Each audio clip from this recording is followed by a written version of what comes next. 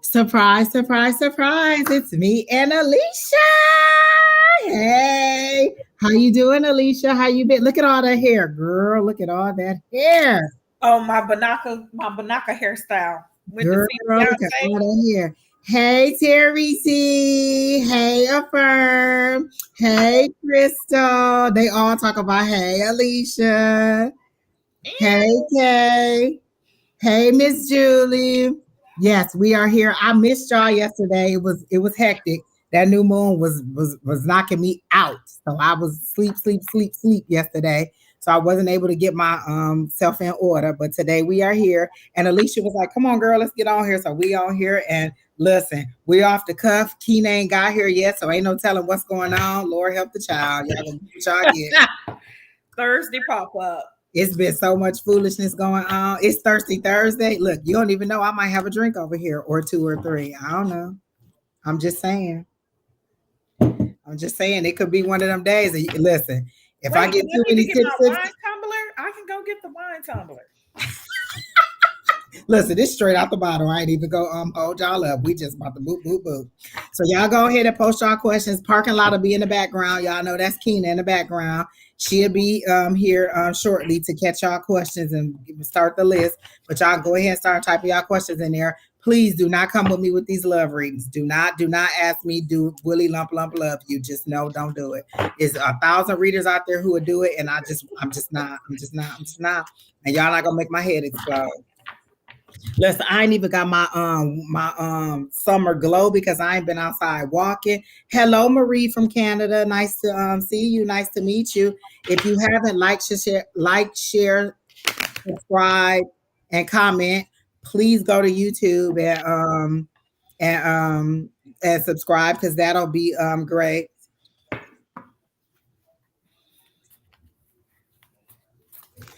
So go ahead. Oh wait, let me start posting. I guess I should start tagging y'all questions because they coming through. Lord help the child. Listen, y'all about to get the Kmart version of this list. I'm telling y'all know I ain't good at it.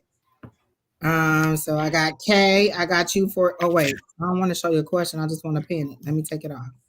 But I do want to pin it. So I'm gonna pin that, and then Terry T. Look, Kim volunteering folk. Crystal, Kim coming on here to be on here. Come on, Kim, you coming on here? No, Kim said Crystal should come on and do the love reading. Come on, dude. You be on the phone with Crystal. This all you hear. What are you doing? I was just pulling some cards. Oh, okay. You know I love throwing love on people. Ain't no love don't live here anymore. I can hear that. It's just a vacancy. And y'all saw the text message I sent y'all today. That's what the dating pool has in it. No, thank you, sir. No, thank you. I'm mad he had to clarify though. You was like, okay, I heard you. No, I heard you the first time. Now he was like, no. Well, first of all, that was the second time because he had already messaged me and I didn't reply at all. I was like, I'm good on that. So then he must have deleted that message and came back again and said hello again. So then the second time it was just a hello. So I said hello. So then he put the same message back and I'm like, didn't I already ignore this person? And so I'm like, no, that's not a possibility. Not even at all. Not even at all. That's not a possibility. We're not doing it. So he and he was like, well, just to clarify, you sure? I'm definitely sure, sir. I'm not even bilingual. How about that?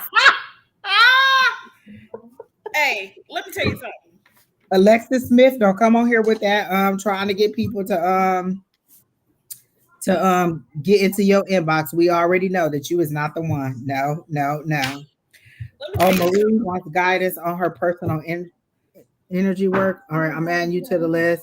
Look, Keena need to come on. Whatever dinner she making, she need to just go ahead and put that on hold because y'all know I ain't doing it. Let me tell you something right now. So, I ain't even gonna lie to you. I ain't even know what bisexual was till I was in college. I thought bisexual meant you wanted to have sex twice a day.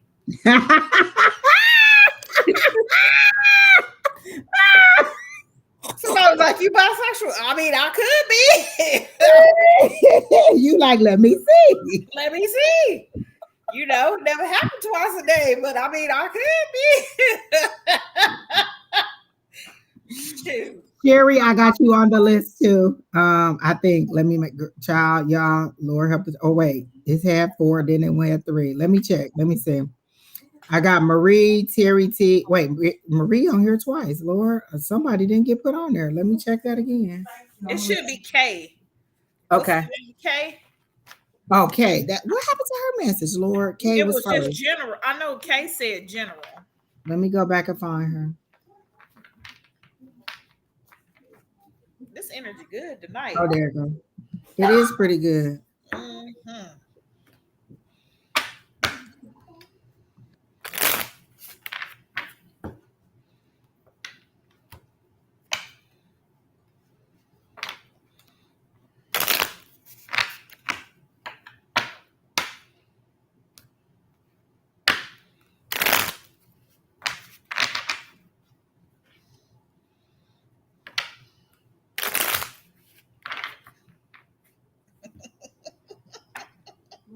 That's me yelling at Brandon. Girl, his bed done fell apart and he just in there laying on it in a slant. I said, Brandon, what's wrong with your bed? Nothing. I'm fit in a slant. Like it's got a headboard and a footboard, so the slat's supposed to fit in there. I don't know what he did to it. What is you doing? Having WWE in here?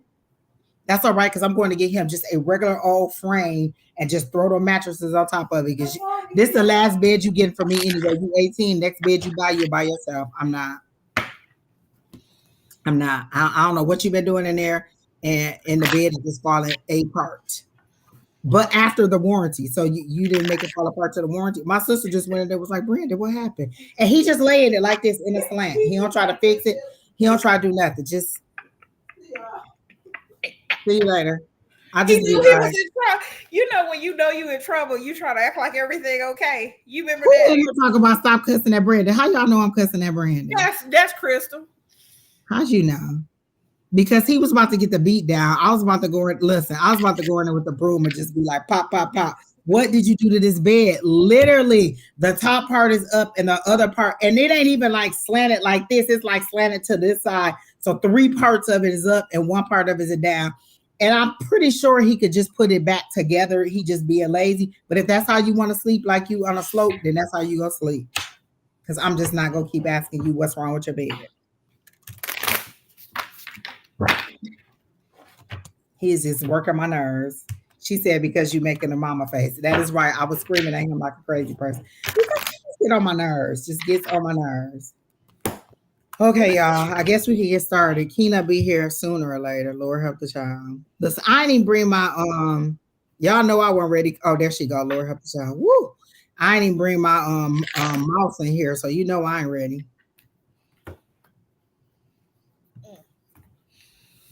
Some boards from Home Depot. Angel Wings, you think I'm going through all that trouble for him? He don't care about that bed. He go be sleeping on an air mattress. That's where he go be. I'm not gonna keep buying another bed for this boy over and over and over again. And you in there playing WWE or rest. Like I'm like your game is virtual. Are you having a problem? I'm not gonna keep buying a new bed. Just it ain't happening. He's 17. That's the last bed he getting from me. He ain't getting nothing else. Not another thing.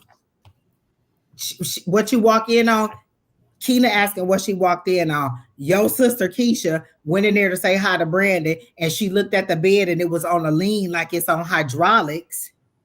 So she like, what happened to your bed? He like, and I hear him, well, you're lying. You're lying. Whatever it is, you're lying. So, and I done said, Brandon, do you need me to help you put the bed back together? Did the screws come loose? Like, what's wrong with it? I'll fix it. Okay. Every time I go in there, he leaned it to the left. So that's how you want to be. That's how you go be. She said bisexual bed. Listen. And if y'all want to know what that is about, listen, y'all know I'll be online dating or whatever. And this guy hit me up in the inbox and was like, are you bisexual, bi-curious, by whatever? And I was like, and I was very nice. I was like, I'm not bisexual. I was like, I hope you find somebody who meets your needs. Have a nice day. So he came back to be like, So you only want a man who's 100% straight? I'm just checking, just clarifying. And I was like, yes. And he's like, oh, okay. I'm like, no, no, thank you, sir. I don't know how much clearer it could have got though. Listen, I like penis. I know why you like penis. I can't compete with penis. We're not. We're not. No, we're not. He was gonna have you buy a penis. Probably. Probably. No, thank you. Ooh, parking lot! Parking lot to carry my life. Oh, Elizabeth, I'm coming to join you because Keenan I got online. Praise the Lord, people. Praise the Lord. That don't mean I'm doing no reading. Can you hear me? We can hear you. Oh, that don't mean I'm doing no readings. I just came online. Listen. She was in the background over there. Somebody said something at the other meeting. Keena almost burst into flames. Tell her this. Well, why don't you just get on camera, Keena, and tell people what you Mind your business. Why are you acting like that? Hey guys, hey everybody. Look at It's your been a little long locks. time. They cute. Huh? Your little locks. Yes. It's You're trying to get her a boot I didn't. on.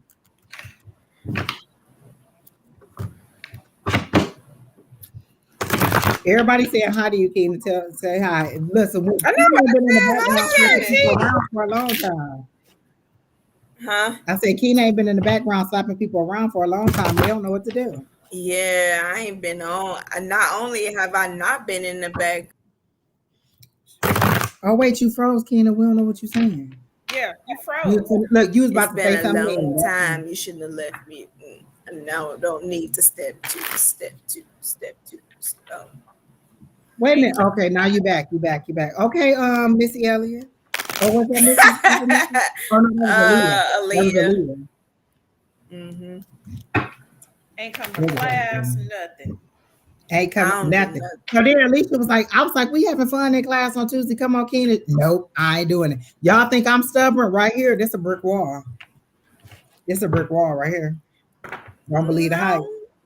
Don't No, I believe ain't the a hype. brick wall. I don't know what you're talking about. I just ain't doing it. I had a very long conversation with Lewis today, and we had to come to Jesus meeting without Jesus. We was like, let me tell you what Jesus needs to know from both of us collectively. We can't listen. We gonna send Jesus the memo. This is Listen, what we y'all. decided, Jesus, that you need to do.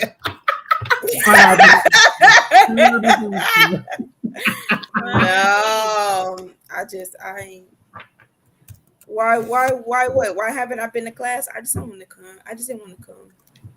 The energy's been tough. I don't know if anybody else has had a rough week, but yesterday was. I'm not even doing my sickle cell awareness shirt this year. Oh, praise the Lord! Now look. Yes, it's an exclusive. Angie A5says exclusive. There will be no sickle cell awareness shirt this year. That's September. I know, and it's I know August going to be that happy 17th. by the end. They'll be done rolled her down the hill and brought her back up again. She'll be back on.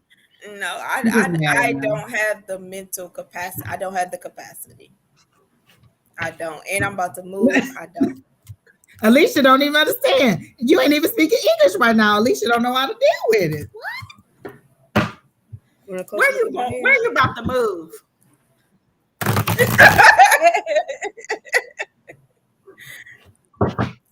I don't have the capacity. Well, I need to tell my boss I need to come to Arizona and press some shirts. Oh my Lord! I guess so. We about to be in there like a factory. Just stamp so. 1, stamp 2.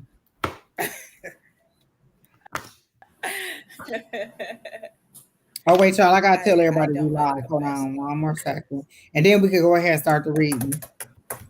Because you know the people is anxious and they don't be wanting to hear that. So these 5 people that's pinned, those are on the list for right now. Yes. So we got Terry T, we got Sherry, we got Kay, we got Rachel McCantis, and then we got Marie Line.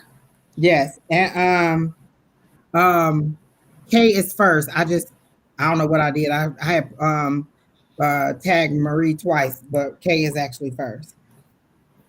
Okay. Sounds good. When are you going? I'm coming too. Okay, Affirm, come on back. I found out some stuff of nothing. I'm gonna text you, Affirm. Wait a minute, what y'all talking about? Right. Texting It's the about her big cat. sister-in-law. Look, texting the big cat. Thanks. No, it's like work related to her sister-in-law. So we just And she already told you. What, you Okay. looking for a new job, Keena? No, but I'm open to it if somebody want to poach me. Hello. Oh, now I get it. Maryland. Okay, Marilyn Monroe. Oh yeah, I would have never got that. All right then, Mary Lynn. Oh, Maryland, but but French Canadian. French All right Canadian. now. Hey, Charlie. Is it Charlie? You know what? She came on a long time ago, and I could remember then. How was it? Charlie, Kaylee, Shally. Maybe it's an S sound. Charlie, Seems like it was an Kaylee, S sound. Shaylee. Go ahead and put it in there phonetically. You know we slow. We don't get it. We don't get it. We don't get it. We don't get it. All right, Keena, go and put the first person up so we can go ahead and. Why is these little bars up under here? Don't it be different than this? What is the problem? I don't know. What bars? Kaylee, that's what it is. It's showing me on my side. It's showing me all the different ways you can change the camera. You know what? I don't. Me Worry too. about Mine is across the bottom. It's always been across the it. Oh, bottom. okay, listen. That's how long it's been since I've been in control. People, just lower help the child. So Kay wants a general. You could go ahead. Yeah, so it is. It's Shaylee. Shaylee. All right, Shaylee, we got you. So If the you got a question, CH go ahead. makes an If S. you all have a question, go ahead, put it in there. Keena will tag your question, and then we'll go ahead. Do you exactly? Go ahead and put your question in there, and then Keena will go ahead and put you on a list. There's 5 ahead of you right now. All right. So Miss K, let's see. Alycia, you can go first while I try to get myself together. And I'm about to hop off screen. Parking lot about to be reading in the background. She'll be back, y'all. Don't believe the hype. Right. Oh, I got a good one for you, Kay.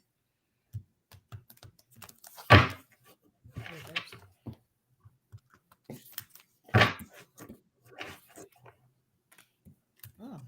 Hey, pretty unique. Keena, we'll put you on the list. Just go ahead and put it on there.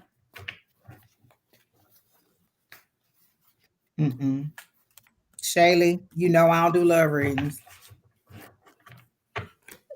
I'll give you a general reading, but you know I don't do love.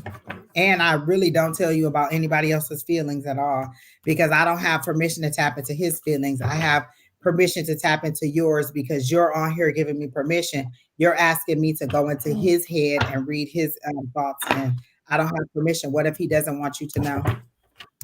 But if I read your energy and something comes up, I'll do that. She said I knew it as soon as. Listen, y'all, I'm trying to work on my face. I ain't have a poker face when I did that. I need to put my sunglasses. Put my sunglasses on so y'all can't see what that ain't gonna help because you curl that bottom lip.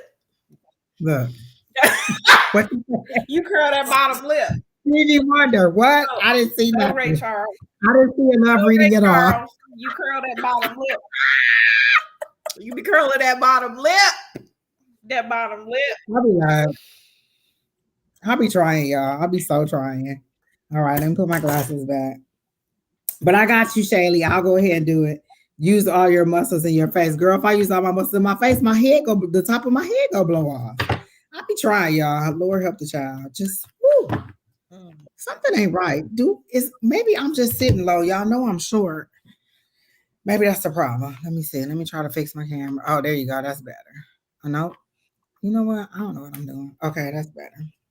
Okay, so go ahead whenever you're ready. Crystal, don't be laughing at my glasses, y'all. So didn't I look like Stevie Wonder? No.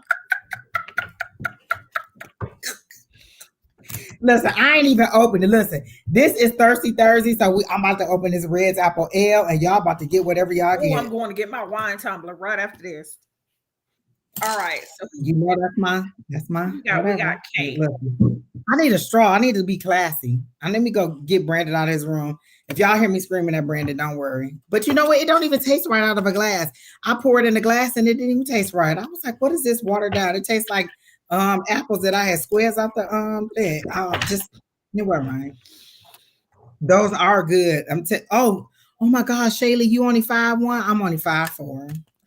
But dang, I always love meeting people that are shorter than me. I had my heels on at the brunch, and all them people were shorter than me. Cynthia was shorter than me. Um, Sherry Berry was shorter than me. I was so happy that all these people were shorter than me. You need to get some Fireball and make it a flaming apple. Oh Lord. Crystal says she about to get her a drink. Come on, y'all, have a drink with us. This Thirsty Okay. Thursday. It's about to be Friday. It's technically Friday. I'll get my wine in a second. The work day is over. So go ahead and do yours right now, and then I'll do Kay. Kay, you still here? Are you still here, Kay? Okay, are you still here? In the chat?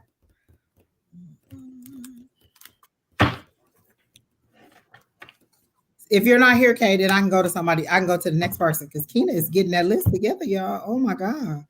You got a wine. I will get my. Oh, she said she'll get her wine too, girl. I saw. I'll get a wine tattoo. Lord, I ain't even started drinking, and I can't even see. Oh, Kay's still here. Okay, good. Okay, good. Now for you, Kay, I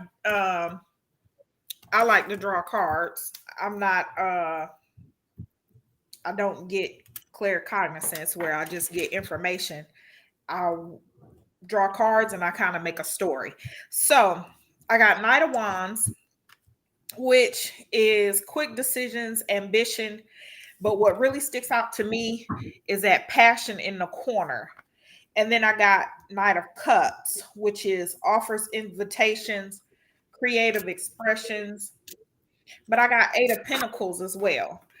So the story that I'm putting together with this, I see that it's going to be you have some type of creative talent.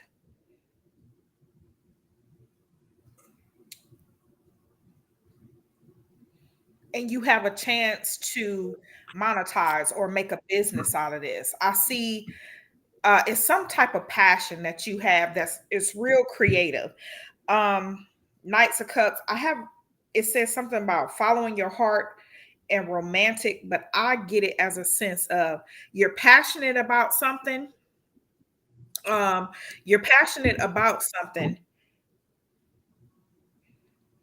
and it's something that you don't do this as your everyday job. You're passionate about something, is something, it's like a creative outlet, and you can actually start to monetize or turn it into a business. I also got the High Priestess for you, which lets me know that you trust your intuition. Like you get these gut feelings, and I mean they are hardcore gut feelings that you cannot shake. That's definitely spirit talking to you, um, and letting you know the direction that you're going in. But I get the feeling that you have some type of creative outlet that you just love to do. I don't know if it's artwork, poetry, music, dancing, but it's something that's real creative. But it's also something that you can possibly turn into a business. And you've had some gut feelings or some pullings to try to, yeah, well, maybe I can do this. So I'm not sure if it's cooking or something like that, like selling plates or cookies or baking. But some people dropped you, hey, you're really good at this. Have you thought about doing this as a business? Um, but I think you go back to, well, I'm good at my job. So you haven't done it in a while. Um, she said, I used to write. Did you write stories, books, poetry, music?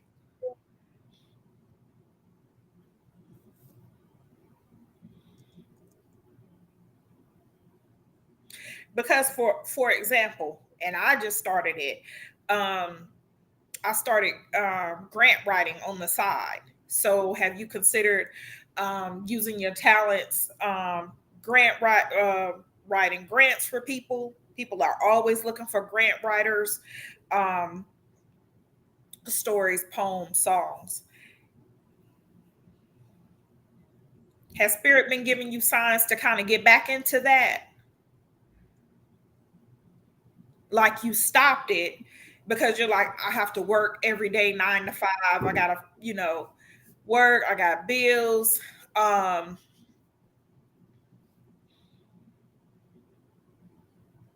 So something is telling me you need to get back to that, Kay.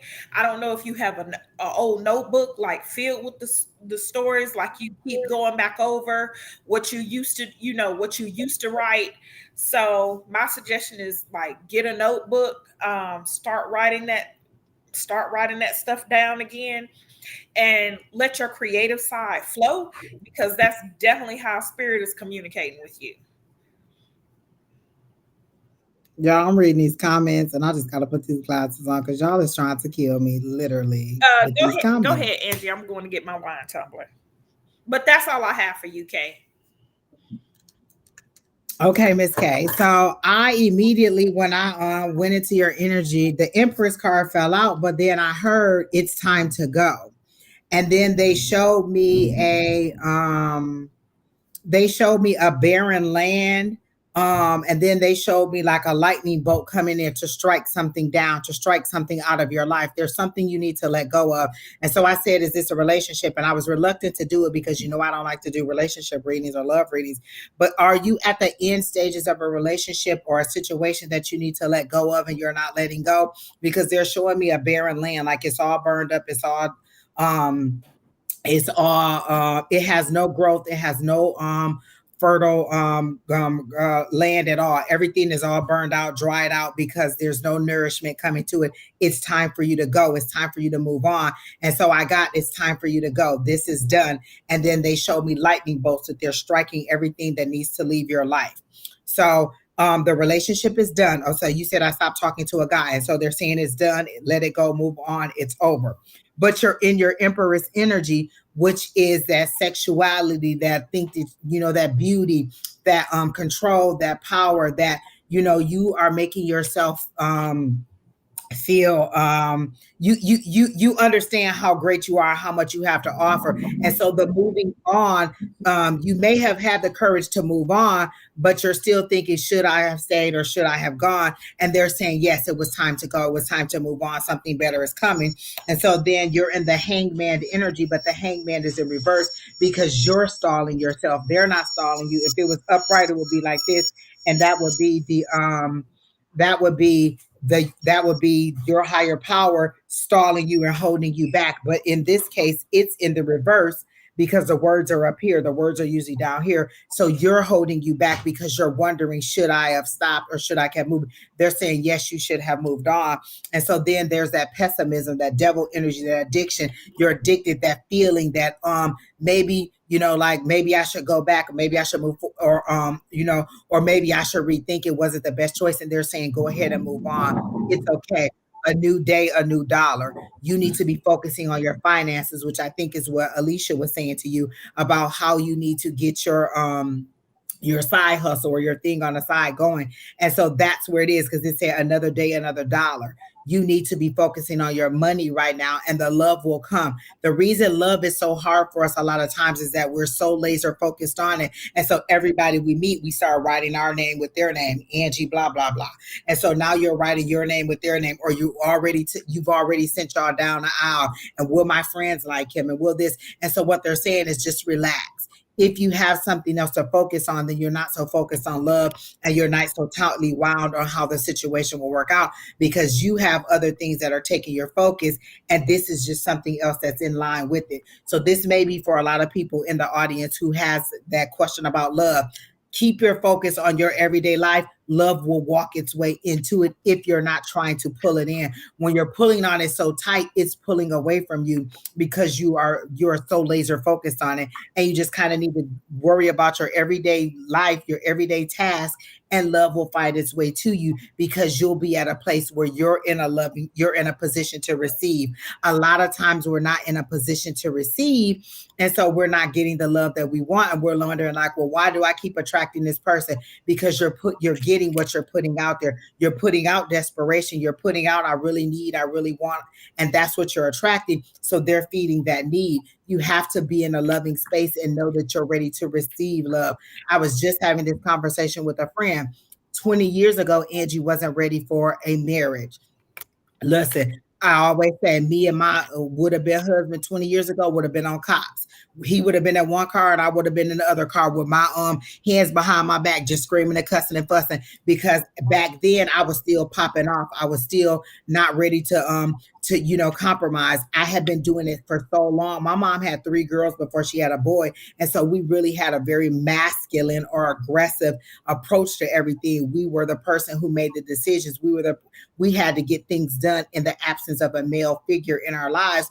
And so I was very, very masculine in my energy. And so now, after doing that for 20 years or so, you like, you know what, if you want to decide where we're going on vacation, that's where we're going to go. If you want to decide what kind of car we're going to have, you want to decide what we did, I'm with that. Now, I'm with letting somebody else do that, but you have to get yourself to that energy. And how did I get there? I went to my guides and I said, hey, how do I get from where I am now, where I think I'm ready to receive love, but you guys know that I'm not ready to receive love, to where I'm ready to receive love? And some of the relationships that I had, or one of the ones that they were trying to nurture for me, they was like, he'll teach you how to love, how to receive love. You know how to give love, but do you know how to receive love? And a lot of times we don't know how to receive love. We know how to give, but we're afraid of what love will do to us, or we're afraid of how letting our guard down will make us feel. And so we repel exactly what we're saying that we want. And so in this case, they're saying you're in your Empress energy, you're beautiful, you're sexual. It's also that kind of that pomegranate is usually are on there, and she's usually in her nurturing kind of birthing, thing. So either you're birthing the idea that Alycia was telling you about, or you're ready to get pregnant. But if you don't have anybody that you're actively dating, then it's the birthing of an idea. So get yourself ready for it. It reminds me of I don't know if you all watch Charmed, but Phoebe was always lustful, always trying to get to a relationship, and they were always trying to get her, to concentrate on her life and being a charmed one, and not so much on the lust and the relationship part of it. So that's what I have for you, Miss Kay, and I hope that helps you out. Hello, horse-drawn portrait. How are you today? Every episode, listen, Shaylee, I'm at the end. This is my first go-round through on Charmed, and I'm on season 8. They just got done with the avatars, and they just took all Leo's powers away. So I'm at season 8, where they changed their identity, and they done brought in a girl from Big Bang Theory. So I'm with it. Wait, which one? The original one? The original. I haven't started the new one. I'm the original. Yes. So, Kay, again, focus on your business, focus on your money. That's where it'll go. Love will come in. They literally show me love off to the side, but they don't show me any details. How do I know it's love? It's a big heart.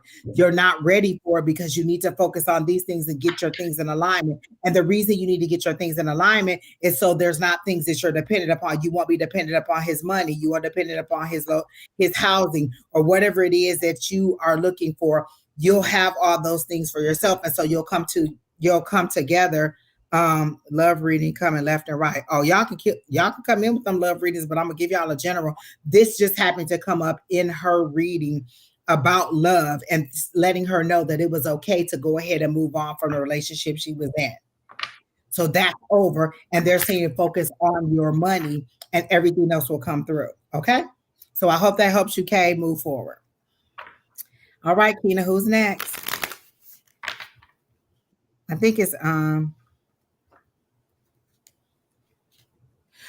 go ahead and put your question in our horse-drawn portrait. There's a list. There's 7 people ahead of you. Kina, who's in the background, my sister, she'll go ahead and put you on the list. And then you'll go ahead and be on the list. So right now there's 7 people ahead of you. So just go ahead and put your question in there. Do you see things going well for me in the committee I'm volunteering in? It's going to be busy for the upcoming months. Thanks. It seems to be something that you enjoy. Like, you seem to get to talk a lot. You get to meet a lot of new people. You get to be in control of some things. So I see it as a joyous thing. Is this something that's working through Christmas, or that's leading up to a big climax in Christmas? Because I do see you enjoying it. I see you meeting new people that are outside of work. Like, your conversation won't be so much about work in this situation. It'll be something else. It'll be refreshing. And I see you making some new friends. I see you going out and having drinks. I see you just meeting a whole new group of people, and it being a less a less stressful situation than what you're normally used to at work. So I see it as a good thing. What'd you get, Miss Alycia? Is that a no? Dexter says yes. Yes. Because Miss Alycia got a new she got a new pendulum. That ain't Pendizzle. This Dexter. Dexter, Girl, you gave me Dexter is the exact. He swings the exact opposite of Pendizzle. So Dexter is, per my last email, and oh, okay. Pendizzle is. You heard what I like you heard what the fuck already. I said. So that's how his name got to be Poindexter. So All right now, Dexter. Dexter said it's gonna be okay. So I see it working out good. Again, I see drinks. I see umbrellas and drinks. I see y'all going out for having cocktails. I see y'all organizing stuff. I see y'all bringing in a lot. Is it something that's donation based? Because Dexter is the pendulum. Crystal, she said, "Who is Dexter?" That's the pendulum. And so, Terry T, is it something where you're going to be bringing in donations? Because I see a collection of things or a collection of resources coming together, and you all had like nobody seems to be like they show you all as a panel. They don't show you as one person trying to take charge or make it. Everybody knows their place and everybody works in and they all work together. And you actually like the camaraderie of it. And you may even inquire about a position in one of their departments or wherever they are, but you won't leave where you are because you know the money is good where you are and you like the challenge of what you're doing. So even though where you're at is a challenge, you'll still end up getting staying where you are, but also you'll like the idea of kind of exploring something new.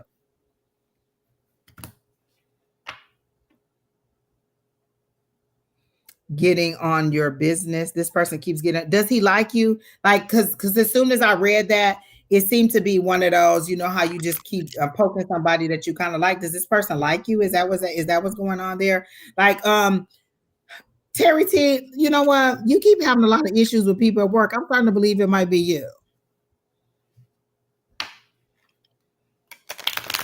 You can't be everybody. Things will be busy, especially in October. Just hope it'll be smooth. It seems to be smooth. Like they show you all on a panel. They don't show anybody trying to take the reins. Maybe this person is just trying to get to know you and try to see where you are. You know how you kind of test people out? There's some new people in our Tuesday night class, and I'm just kind of filling them out, trying to see, like where they are and where they stand before I really get in and go in and be and believe everything that is being said. So he may be just trying to get to know you, or he might be trying to size you up, or he might like you. I did kind of get that kind of friendly poke, poke, poke kind of thing. So you never know. I think am I the drama? Also, I think what it is, Terry T, because when I read it, I kind of felt I am me, and I don't feel I'm not clairsentient at all, but I felt a little insecure. I think he's a little jealous of your outgoing, like he's not as outgoing. So he's trying to be out, I'm not trying to be like you, but it's like, oh wow, he's really outgoing. Everybody seems to like him. I wonder, do they like me? He has a little issue with him being an introvert. And like Angie said, he may like you. Opposites attract. So if he over there quiet, you never know. You never and know. you over there, the life of the party, them the two that get together. Listen, I hear me and Mrs. Jones got a thing going on. So maybe is he younger or older? Look, is he younger or older? Is he the young one or is he the old one? Which one is it? Because I see. Is he younger or older? Let me see now. Hold on. Honey, let me tell you. Listen, what did I tell you about love? It'll come when you least expect it. Oh, and what did I tell you, Terry T? Back then, I said you'll both be doing something that when you find each other, you'll both be doing something that you enjoy doing. That you have in common. So this is something that you two have in common. So you never know. We'll see. Come back and tell us. But I think that this person may, be at least interested in getting to know and see where you are and seeing what you're all about. I don't think that this person has any malice towards you. I think that he's, people sometimes just ask a lot of questions when they want to know. Because I'm that person to be like, what? You did what? You did? Because I just want to know. People just want to size you up and see where you are and who you are and what you're about.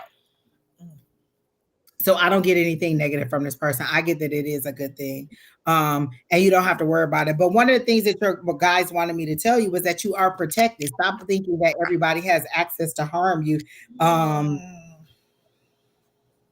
um, you're um, you're you're protected, and so people don't have that kind of access to harm you in that way. Just because people approach you doesn't mean that they're going to harm you or that they even have access to do that to you. So you'll be fine. Don't worry about it. You're very well protected. All right, Keenan. So who's next? And thank you, Terry. Terry T said I look good today. I look like I was rejuvenated. I slept about 75 hours yesterday. It ain't even that many hours in a day. I slept and then double slept again. I was knocked out yesterday. All right, Marilyn, how are you today? Uh, May I have? Why is everything so small? Is it me? Do I need where are my glasses? You know what? Let me put my You need for some real. readers. Oh my God, y'all! I gotta go and get my battery thing. I didn't think I was gonna need it because the battery's going dead. So I'll be right back, y'all. I got the readers too.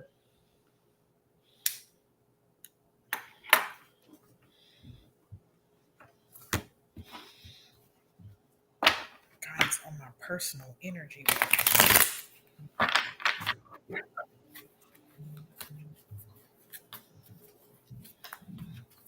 Personal energy.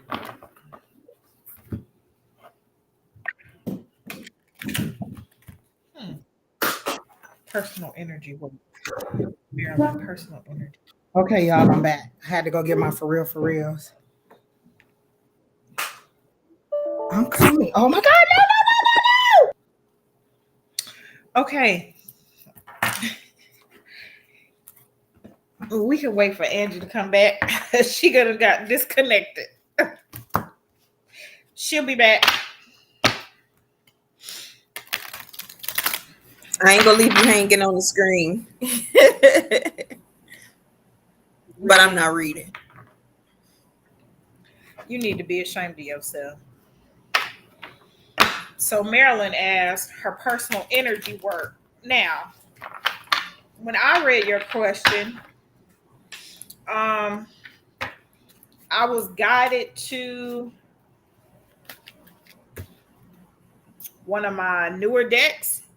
It's a daily crystal inspiration because we know if you know anything about crystals, crystals also correlate with different chakras, which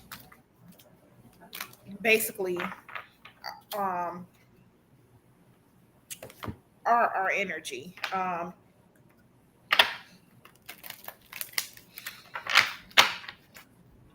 So I guess my question to you, Marilyn, is it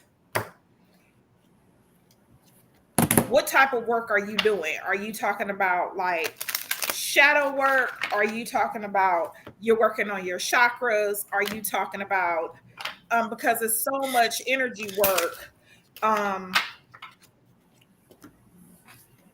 that can be done? Are you talking about grounding?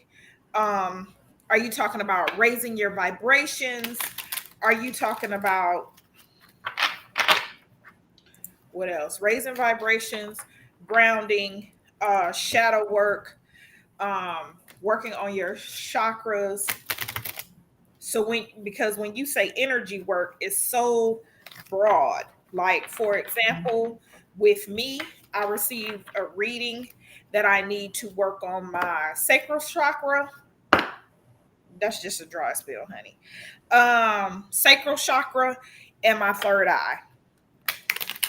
But like I said, it's so much different type of energy work that you can do. Um, so what have you done so far? Are you meditating? Um, Also, did you know eating a certain diet is also energy work? It also correlates with chakras. If you read up on chakras, certain foods help certain chakras, certain habits, um, drinking your water. I have a hard time because my office, it's not a hump from the bathroom, but it can get inconvenient. Yeah, I know how you feel. Okay, activation of my gifts, all the Claire, audience, knowing, sentience. Okay, that makes a lot of sense.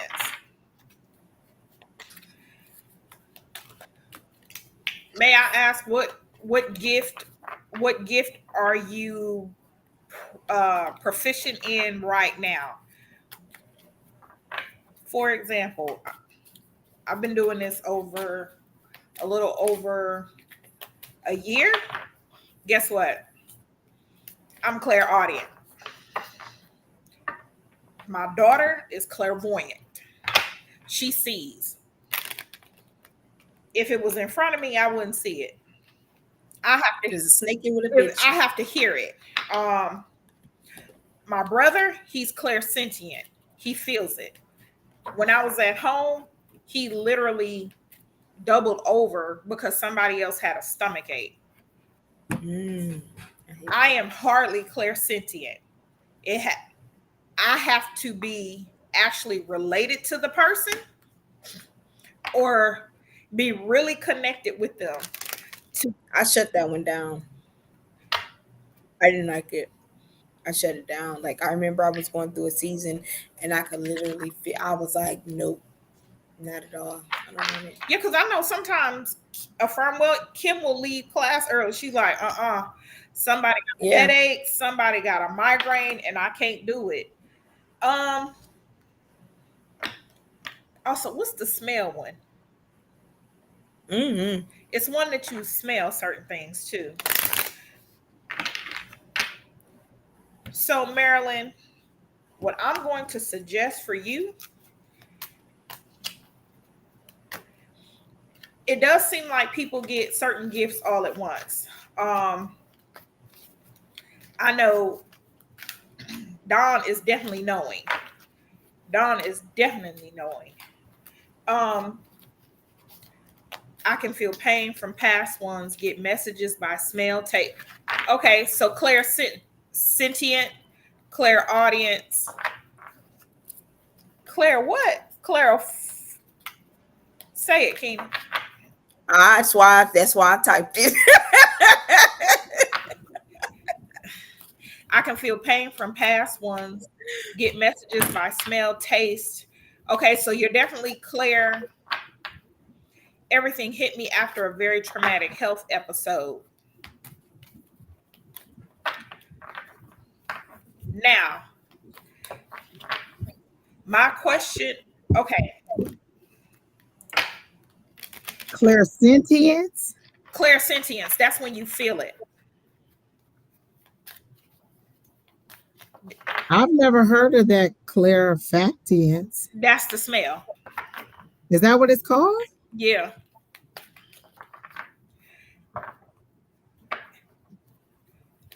Now, Marie, I'm gonna let you know this. Everybody has a Claire. You have to tap into it. It seemed like yours came all in at once.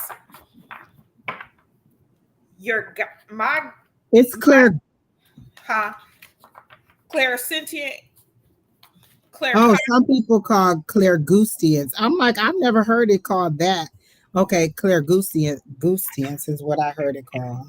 Now, my suggestion to you: a lot of times, a lot of meditation is needed, of course. A lot of grounding, but have you also involved your spirit team? Um, I was getting a lot of messages at 3 in the morning when I had to go to work, or if I went to the bathroom.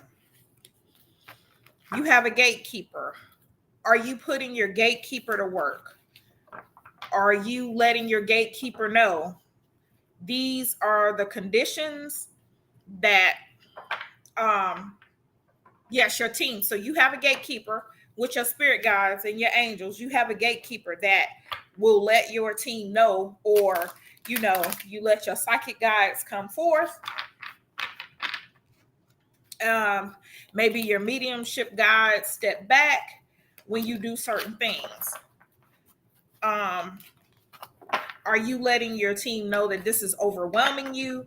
Are you asking your team to protect you using their energy? Sometimes you can ask them to dial the gifts down. Okay, that freaked me out when we switched places. I'm sorry. That's a, I missed some. Like, what is her issue with her guides? Because I missed some of the she conversation. She she what? doesn't have an issue with her guide. She's saying, "May I have guidance on my personal energy Oh, okay. work?" But first, I asked her what energy work, because it's a lot of different types of energy work. You could be working on your chakras. You could be grounding. You could be also diet and exercise is a type of energy work. So I didn't know what type she had, and she was saying all her gifts, her clairs, and what when will she, did she say when will she get all her gifts in? I Well, usually what they tell me is they're not going to give you one until you master the other. Or why would I give you? Why would I give you seeing, hearing, feeling, tasting if you can't master? If you can't control one, why would I give you the other? You have to be able to learn how to. I didn't get all mine at the same time. I could see before I could hear.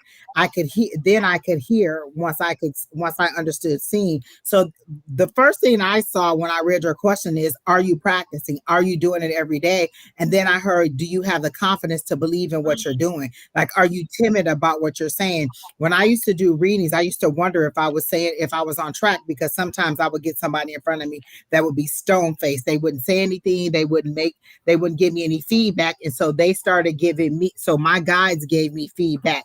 I would get a goosebumps when I was on track. Like I would get goosebumps, or I would get this certain feeling to let me know that I was on track. So what is it? Are you practicing? Are you understanding what your abilities are? Like I understand, not like like it never stops growing. You never stop learning. You never exclude one for the other. Just because I can hear doesn't mean that that I don't use my visions, or that I don't use my smell, or that I don't use, like when I first started learning ocean, they gave me the taste of salt water. So then they started showing me ocean, but that didn't mean that I stopped knowing that tasting salt water meant ocean.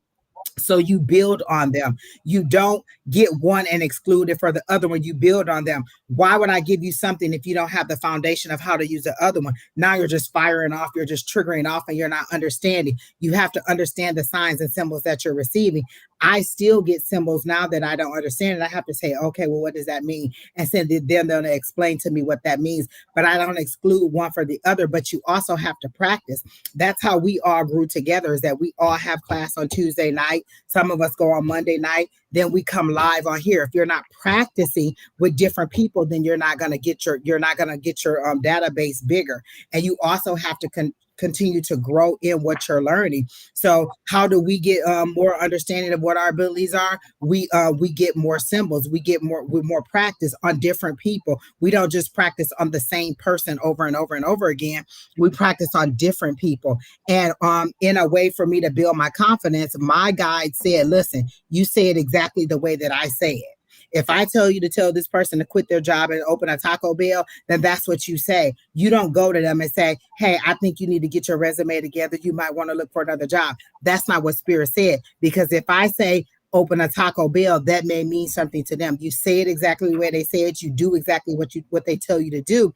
You can question why they want you to do it, or how they want you to do it, or if you have a lack of understanding.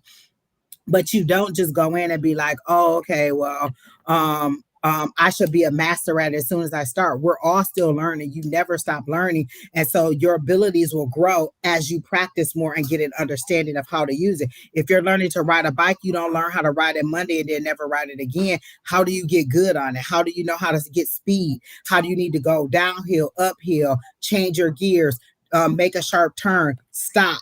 Know when to how to balance the bike. You have to practice. So in your case, they're saying it's your confidence, and you need to practice a little bit more in order to get that power and to understand what you got. If you're trying to heal somebody, you need to understand what you're doing. You need to understand and have that under your belt, because I'm not just going to let you come in and just touch somebody and lay your hands on them and you don't know what you're doing. or you don't understand what you're doing, because if you don't understand, and when you don't feel good that you shouldn't be healing someone, then you could mess somebody else up. Or if you don't understand when you're not in a good energy that you may not be able to do a good reading, then you may give somebody bad energy. Like you need to understand your personal reaction to your abilities, as well as how to reflect them off of someone else. So that's what I got. Now I did draw for you what was called a phantom quartz, and it's so funny because at the bottom it says embrace change. So basically, I feel that this journey is like drinking from a fire hose. It's huge. Spirituality is huge, and even learning the clairs is huge. And basically, the phantom quartz is saying take time. You want to slow down. A lot of times, I I like to do the comparison. A lot of times we want it in the microwave. We want the microwave. So we want to press 2 minutes. We want all the answers right. I want them right now. Instead, spirit work like a crock pot. Now, my question to you is, would you put a whole chicken with bones in it? Would you cook that in the microwave? You know, it's certain foods that you're not going to cook from raw in the, and that's what spirit does to us. We're raw. We're raw chicken. Should we go in the microwave? No, because it becomes dangerous. It might not be cooked well. It'll be rubbery. It'll be nasty. So what happens? We get put in a crock pot, but we get upset at that crock pot. Because I mean, I'm like you. When I first started this, I'm like, well, why can't I do that? Well, you're not supposed to do that. You want it fast because you're so excited, like, oh, just give me all the information.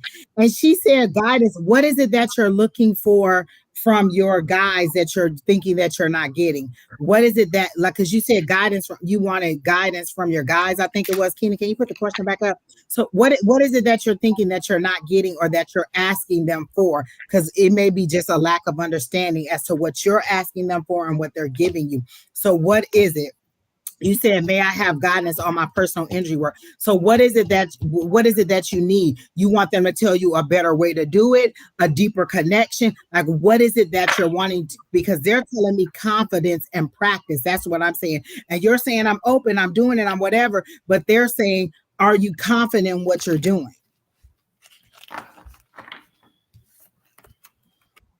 And when you say practice, is it once a week? Is it once a day? Is it once a month? How often are you practicing? We go to class every single week. Some of us two or three times a week, and then we're live 2 or 3 times a week. And then we're also doing personal readings on the side. So practice makes you get better and better and better. But then are you also hard on yourself when you don't get it exactly the way you want it? So when you say, what is guidance for my personal injury work, what is it that you want to know? What kind of guidance do you want? How to do it better, how to do it faster, how to get a deeper connection, how to understand if you're doing it right. What is it that you want to know? And if those are things that you want to know, then you ask your guides, because they're teaching you. You don't go to listen, my guys used to get mad at me all the time and be like, hey, I just told you something. How you gonna go to the cards? How you gonna go to another reader, which is a lesser authority than directly from source, and ask them to give you information that I've already gave for you. And what did I draw? Temperance, peace. What's the third word on this card? Patience. Patience. What meditations? And so you're probably thinking of a traditional meditation. I got to sit down. I got to get into that space. My meditations didn't work like that. My meditation isn't traditional. My meditation, I have a second job, and it's a repetitious job. And so that's where I get a lot of downloads, when I'm doing something that completely takes me out of my left brain, where I'm not thinking logically, where I'm not doing all this stuff. Sometimes your meditation is not traditional like everybody else. You don't always get to sit down and do candle gazing, or you don't always get to sit down and just listen to music, or you don't need a mantra. You have to find what works for you. But that's a personal journey between you and your guides, and you're calling somebody else in to say, hey, what is it that I need to do? And your guides are like, that's what we're here for. Talk to us. Ask me. How do you want me to respond to you? How do you want me to tell you? What meditation is it? What gets you so out of your left brain that you're not even concentrating, and then you get information? Sometimes I'm just watching a comedy. You have to decide what your meditation is. You have to learn what those things are. When I'm having a bad day, sometimes I'll just go and watch something funny, and then it'll get me out of that bad energy, or get me out of that energy where I'm kind of cloudy, and then I'll get a message, I'll get a download. Sometimes it's walking, sometimes it's doing the dishes, sometimes it's cleaning. Meditation is where you just receive. It's not always just sitting there and getting and dedicating that time in a specific way, because it doesn't work that way for everybody. So figure out what works for you. And then also, what should you concentrate on? Which aspect of it do you love the most? I love going live. I love the fast and furiousness of it. The getting a reading, doing it for somebody I don't know. I don't like doing personal readings that much, because it's the long drawn out of it. Usually, you don't need more than 15 minutes. You can get it clearly, quickly. Everything else is just kind of a repeat, or you just getting in really, really deep and wanting to know the nuts and bolts of it. It really doesn't take that long. That's why I like doing it this way, because it's fast and furious. I can't second guess myself. I can't doubt myself. Whatever they're saying, I only have a few minutes to read to you, and then I have to get all that information out. So what aspect of it do you like? You're laying down your power, saying, well, higher power, what is it that you want me to do? Not what is it that I want, not what is it that I like. What is it that you want me to do? And a lot of time religion tells you to lay down your power and say, well, what is it within God's will? What is it within your higher powers will? What is it that you want? This is a co-creation. What aspect of it do you like the most? And then say, hey, am I going in the right direction? How do I make a deeper connection this way? If you like them all equally, then that's when you go to them and say, well, I like doing A, B, C, and D. Should I do them all, or should I just do one of them? You don't need your guys to just come in as a dictator and say, do this one. You need to build a co-creation for you and your guides, or you and your higher power, to understand. Journal it, write it, make a vision board, whatever it is that gets you in that mindset where you are able to receive. This is a question that I ask my guys all the time. How do I get from where I am to where I'm ready to receive, to where I'm open, to where I want to be? So if you want to know what meditations you should be doing, then you go to your guys and say, how do I get from where I am now, where I don't know what to do, to I know what meditations to do? Or you just say, what meditation should I do? And like you said, it's about getting out of your left brain. So look, she'll probably kill me, but she out with her friends right now. Leia had a vision about a baby that was going to be admitted to her 2 weeks before the baby was admitted to her. And when the baby was admitted, baby wasn't even a can of soda. The baby was 13 ounces, wasn't even a pound. And she told me I had my first elbow, which means extremely low birth weight. And she said, but the crazy thing is, 2 weeks ago, I had a vision that I was going to get this baby. And I asked her, I said, well, what were you doing? So I thought the vision came in a dream or something like that. Because Lord knows when she get off of work, she sleep hard as crap. And she said, no. You know what she was doing? On her iPad playing Candy Crush. Because it takes... See? She's a neonatal ICU nurse. So she uses her brain all the time. So just sitting there doing Candy Crush, she said, and it just played out in front of me like a movie. And she wasn't expecting it, but she was on her iPad playing Candy Crush when she got the vision. And so she says she likes to do it all: tarot, channeling, scrying, downloads. You can't be good at everything. That's why most attorneys aren't good at everything. They find a specialty and that's what they do. You have to, one you might like more than the other, or one you may be better at than the other one. So decide which one it is that you like to do more and concentrate on that one. Or you can try to do them all, but I feel like you're going to be pulling away from one by trying to do them all. And it is possible that you can do them all, but that's something that you have to determine. That's not something that your higher power is going to say, hey, do tarot over scrying, because what if you like scrying more than you like it? So all you have to do is decide what you like more, or where you want to concentrate on, or what abilities. Like tarot And readings, like the psychic part of it is what I like to do. The readings is what I like to do. This part of it is what I like to do. So this is where my concentration is. I don't necessarily hate mediumship, but mediumship is something that I had to get better at. And what my mentor told us, I used to be like, oh, I'm not good at mediumship. And she said, oh no, don't say you're not good at it. And I started saying I'm getting better at it. So I started to get better at it, but it's not my claim to fame. I like the psychic part of it. Then comes the cards, then comes the mediumship, then comes I guess that's it for me. Those are the three things that I like.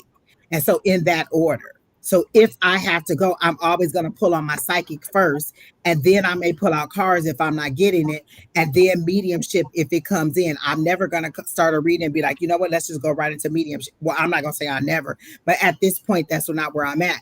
I start with my psychic because that's my strong point. That's where I know my abilities lie.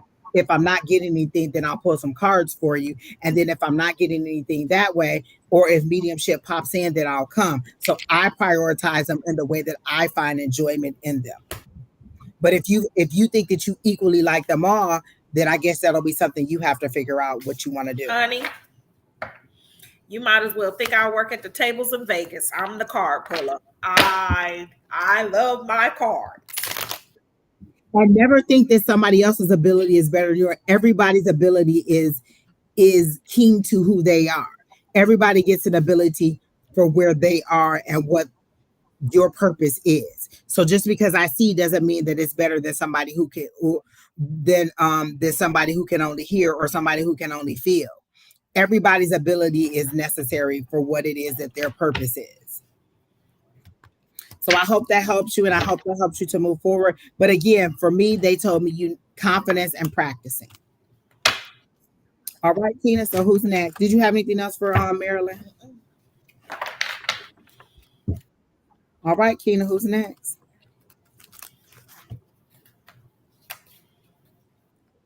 Yes, like a toolbox, definitely. And you pull out the tools that you need.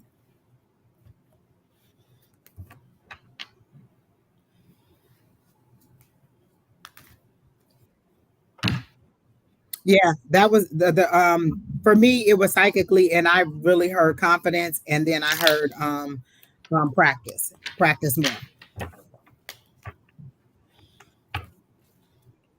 Message from my spirit guys, please, for Sherry. Sherry, are you still here? I know it's been a while. Sherry, and then who's next, Tina, so they'll know to be ready. Sherry, and then Rachel McCants, you're after her. So let's go with Sherry right now. Sherry, are you still here?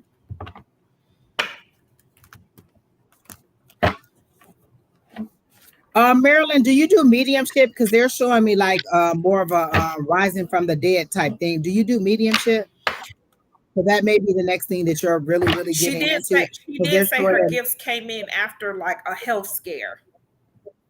Okay, so mediumship may be, oh, that's why they showed me like a corpse rising up again. Okay, so mediumship may be coming in for you also. Yeah, it may be coming into stronger. I'm getting better at mediumship. Listen, I had to say it for a long time before I actually got better with it. Okay, so Miss Sherry wants messages from her guys. If you have anything, you can go ahead.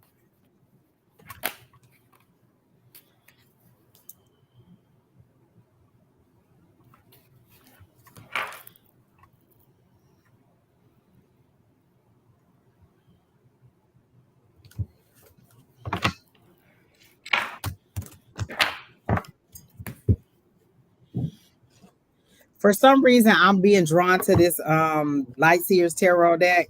And you know, that's that love deck, but I'm going to go ahead and see. I guess my question is, Sherry, are you paying attention? Are you paying attention to the signs that your guides are giving you? Because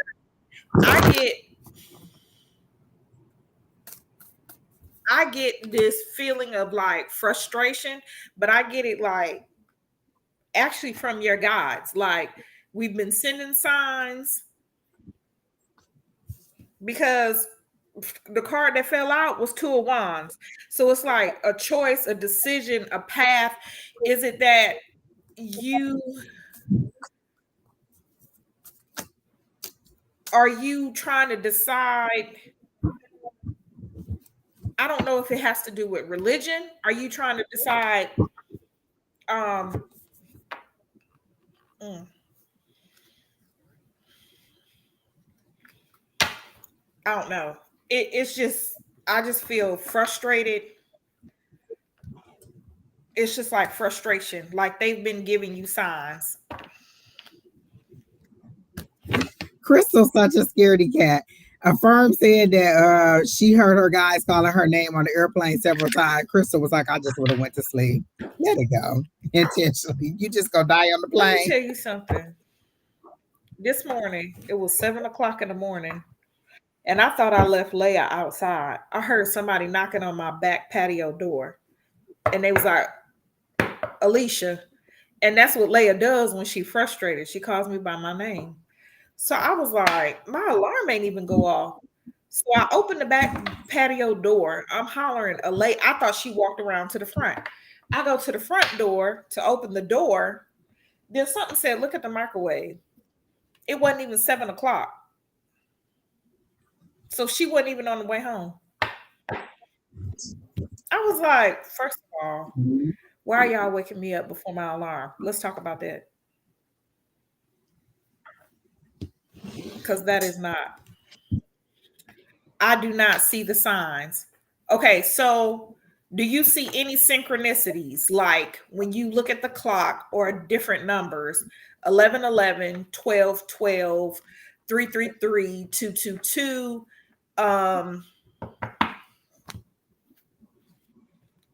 Do you see any type of synchronicities?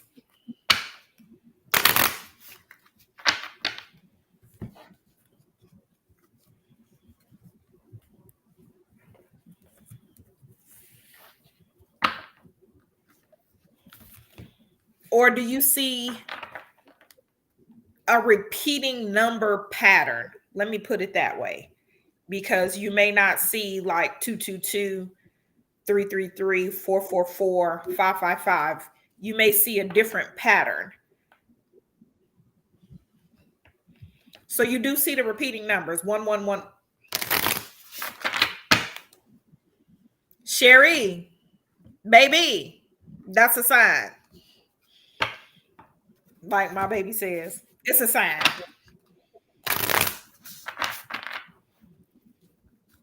My suggestion is that you because I think they're mostly on Google. You can Google Crystal. Talking about I see 420 everywhere. You know what? I can't stand Crystal.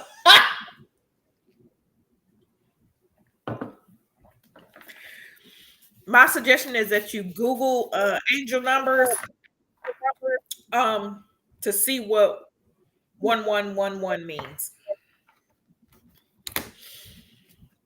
Because it's an angel number. It's you messages from my spirit guides, please. What I'm telling you, your spirit guides are a tad bit frustrated because they've been giving you the sign, which is the repeating number 1111. So my suggestion is you Google angel numbers 1111 to see the meaning. Angel number. Some people are really good at numerology. That's not my bag. So I couldn't tell you what exactly 1111 means. But your spirit guides have been giving you signs, and they seem a little frustrated. You haven't been paying attention to the signs. Yeah, before I get into this, I gotta tell y'all this because this just happened and I can't even believe it. I can't even make this shit up. So I met this guy on the app a few days ago. Not it ain't even been that long. Just met him and we've been chit-chatting back and forth. So we text, he asked me a question on Monday. I responded to the question on Monday. He didn't reply until today, Thursday. So I haven't replied to him because we've been live. So he says this long paragraph going off like I don't hear from you, blah, blah, blah, because you blah, blah, blah. I'm like, well, I text you on Monday. You ain't text me back to today. If you busy, I don't know what you're doing. He said I was in the hospital. I had a mild heart attack. You need to be working on your health, sir. This relationship is over right now because I can't be tending to you and your hurt problems. You are too old already. No, thank you, sir. I hope you have a good night, though. How you gonna get out the hospital? That's why you had a heart attack, because you are yelling and screaming at people. How old is he? Girl, I don't know. I don't even care now.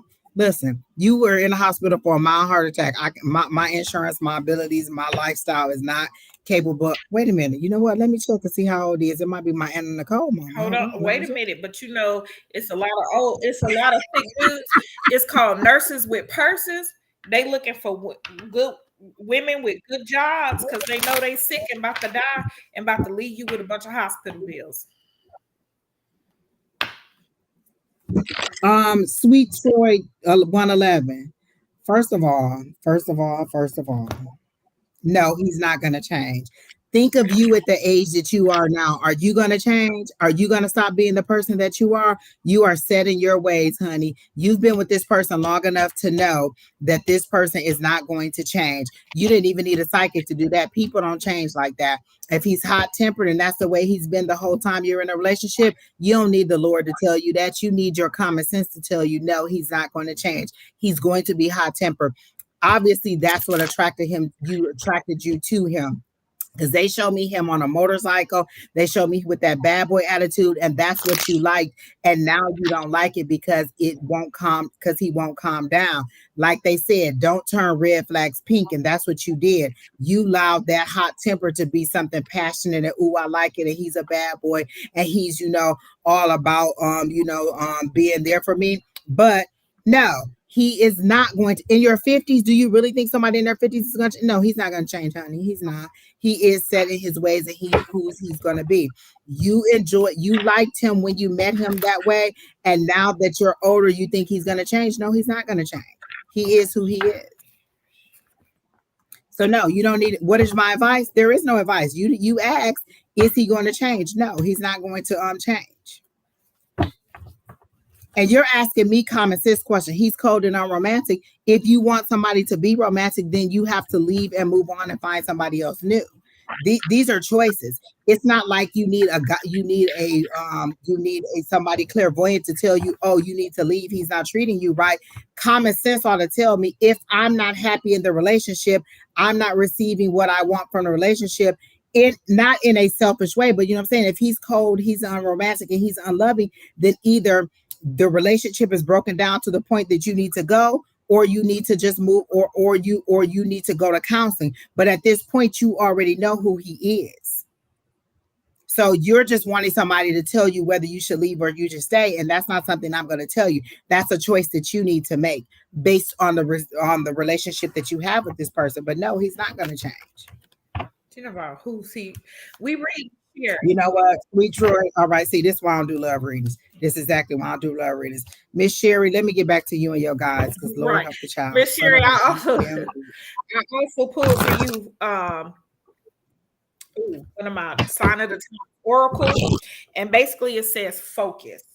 So the message from your spirit guides: focus. You already see the number synchronicities.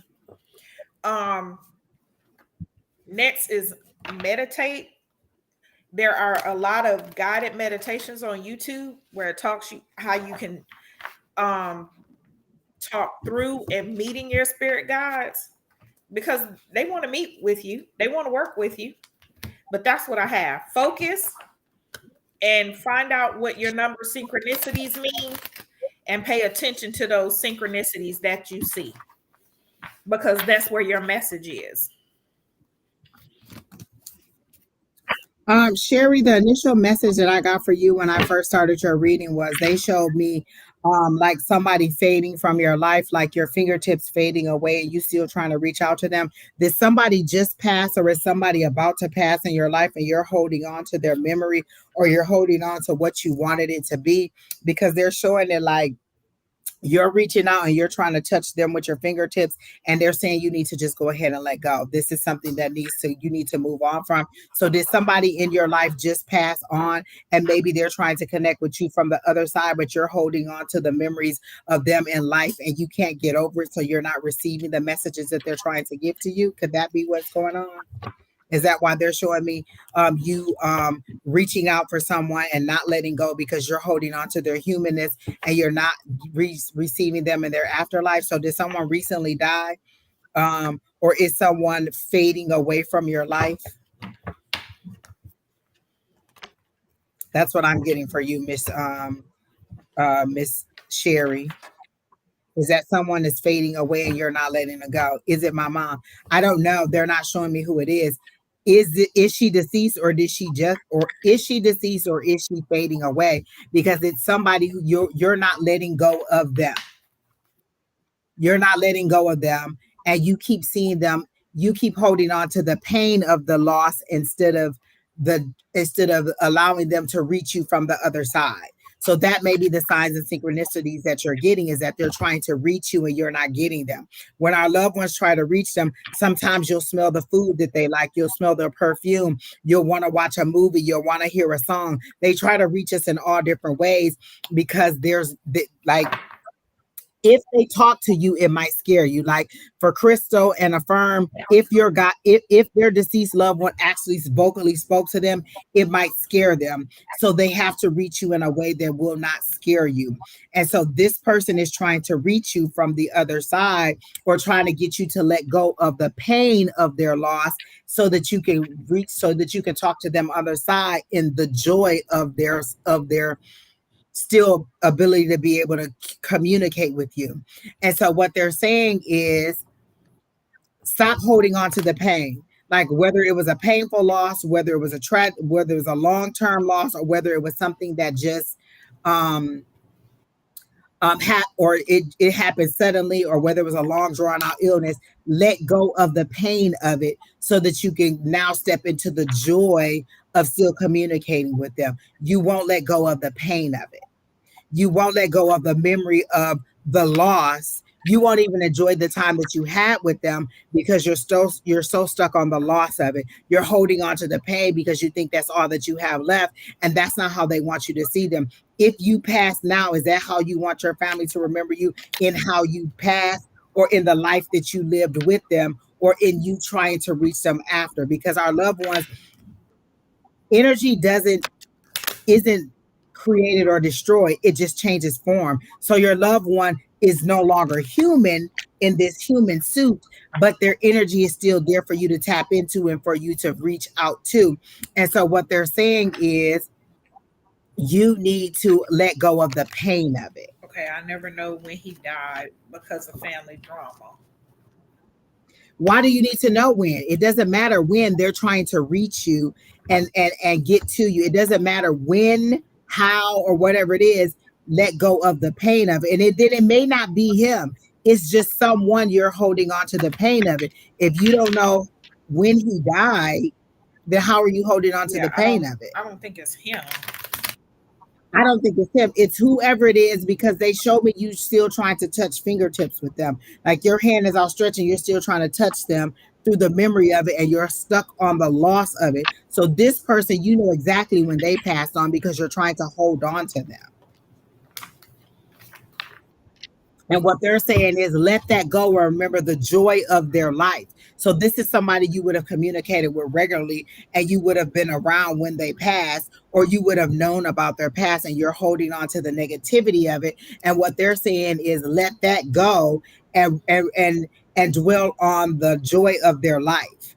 Dwell, like when I think about my grandmother, I can't think about how she died. I think about the food that she cooked for me. I think about the money that she gave me, the things that she said to me, the shows that we watched together, some of her favorite things to watch on TV, some of her favorite songs that she would listen to, some of the funny things she said, the way that she presents to me that pink is her favorite color. So I know that when I see pink, or when pink is overshadowing me, that's my grandmother trying to reach me.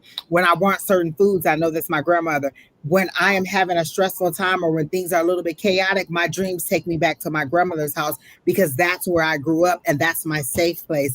So you have to recognize the clues that they're giving to you. Like Alycia was saying, you're missing the clues because you're so still struggling with the pain of it. Let go of the pain of it. And if you don't know how, again, you just release all those things that no longer serve you. That's what you have to say. And then you also tell your guys, or you pray, How do I let go of the pain of this loss so that I can move on to the joy of still experiencing this person? How do I get to the point where I understand that they're trying to communicate with me? How do I receive better? Or you just let them know that you want to receive. I say all the time, when I miss my cousin, I started writing in my journal to him, dear Waddell, dear whoever, so that they know that I'm trying to reach them. And that way I communicate with them. And so then he started coming up in my dreams. And then he started communicating with me through mediumship. So you have to call them in if that's what you want to talk to them. We're not the only conduits of being able to talk to spirits. You can call them in, but again, if you're afraid of them, they're not going to come in and scare you either. You have to be open to receiving them whatever way. You can say, hey, come to me in a dream, come to me in a memory, come to me in a vision, come to me in a food. Like when there's a food that that you taste that your family member used to eat, that's them letting you know, I'm still around. I'm still trying to reach you. I'm still trying to help you. You blocking it out through the pain. So that's what your guys want you to know. Let go of the pain of whoever it is that was lost and embrace the messages that they're trying to give to you in the afterlife. So that's what I got for you, Miss Sherry. Did you have anything else for her? She is holding on to that pain tight. Like it's literally like this. She's holding on that tight to the pain. Where that because that's all comes she in, feels because is that left. focus is, she needs to focus on something else. Or joy. The joy of their life. It's hard. I understand that it's hard, but you need to, focus on what made you laugh about this person. What made you care about this person? What is the memory that you need to make this, to change it from a negative to a positive? Because your loved ones never want you to remember. If I died of cancer, I don't want you to remember me deteriorating. I want you to remember me as I was in joy, how we experienced life, how we laughed, how we loved, how we drank, how we partied, how we did whatever, not in the pain of my loss. That's not a life that I want you to live. That's me at my worst. Why would I want you to remember me at my worst? I want you to remember me at my best. So that's what I have for you, Miss Sherry. Who's next, Keena? We got 7 more. If you have any questions, y'all better come on, because it's getting late for Miss Alycia, and it's getting late for me too. So y'all need to come on. You? It's 7 o'clock. 7. That's it? Girl, it's about to be 10. Shut up. It's 7 o'clock. I need a reading. Oh my God. Rachel. I need to get a reading then if the energy is good. Okay, what did you want to know about Miss Rachel? What you want, Rachel? Let me see. My oracle got the Rachel.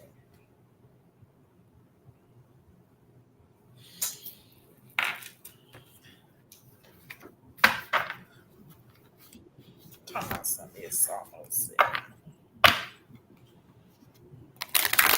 I love this oracle bag.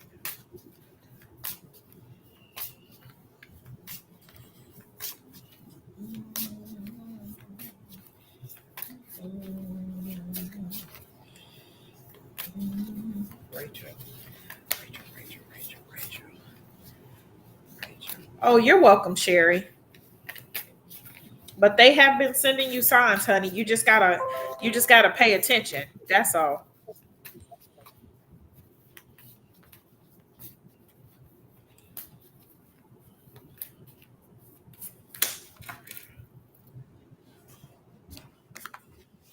Dexter.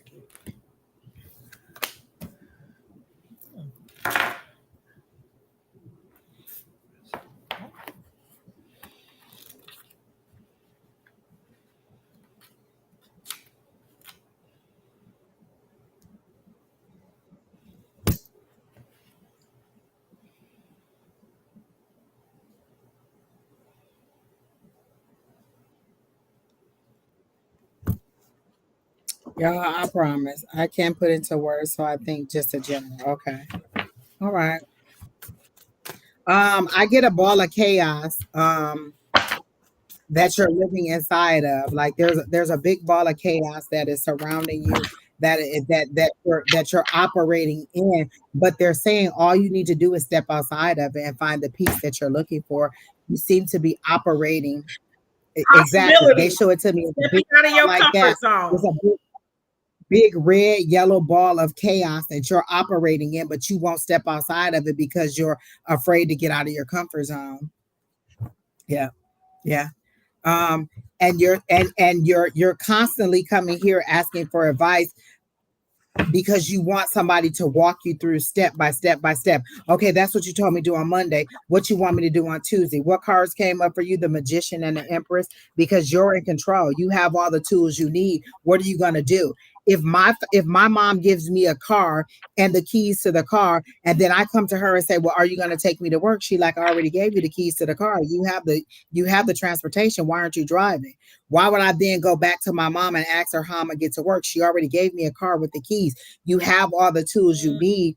Why aren't you utilizing them? You want somebody to walk you through step by step and tell you, go left, go right. And they're saying it doesn't work like that. If you take a step, then we'll take a step. We'll help you and guide you, but we're not going to make all the decisions for you. And you seem to be operating in chaos because that's where your comfort level is. I tell people all the time, I operated in survival mode for so long that when I started thriving, I didn't know how to thrive.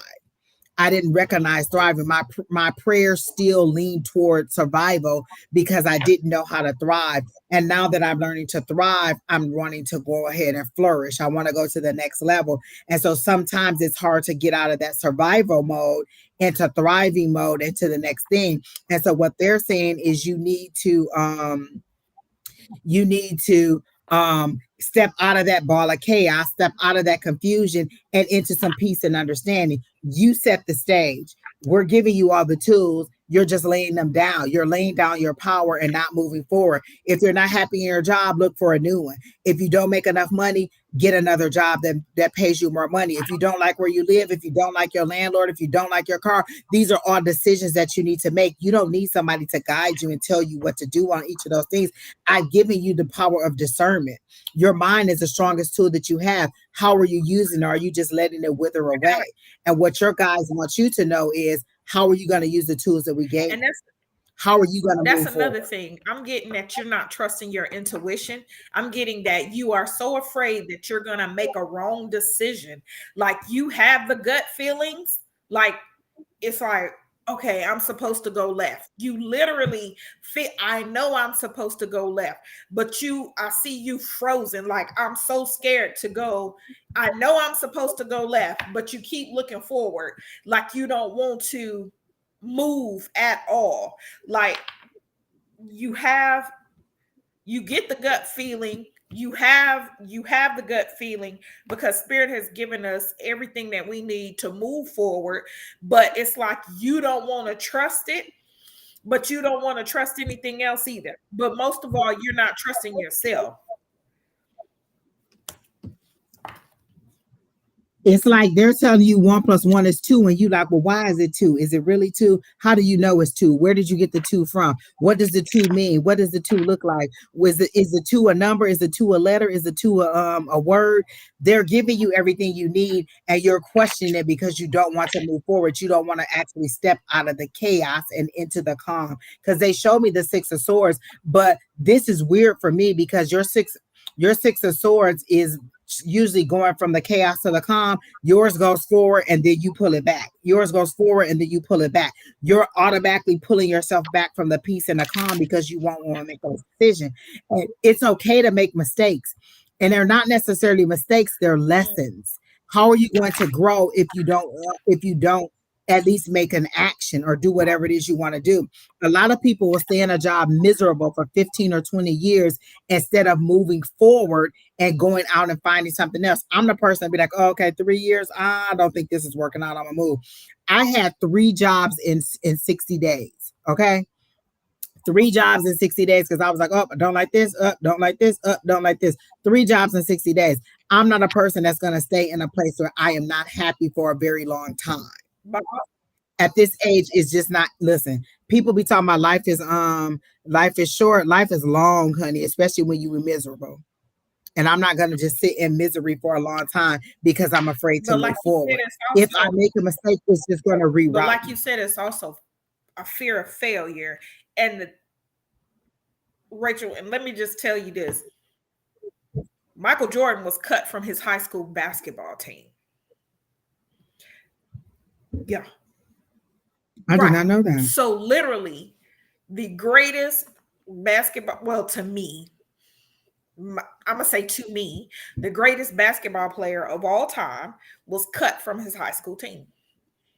In failure, and it's not failure.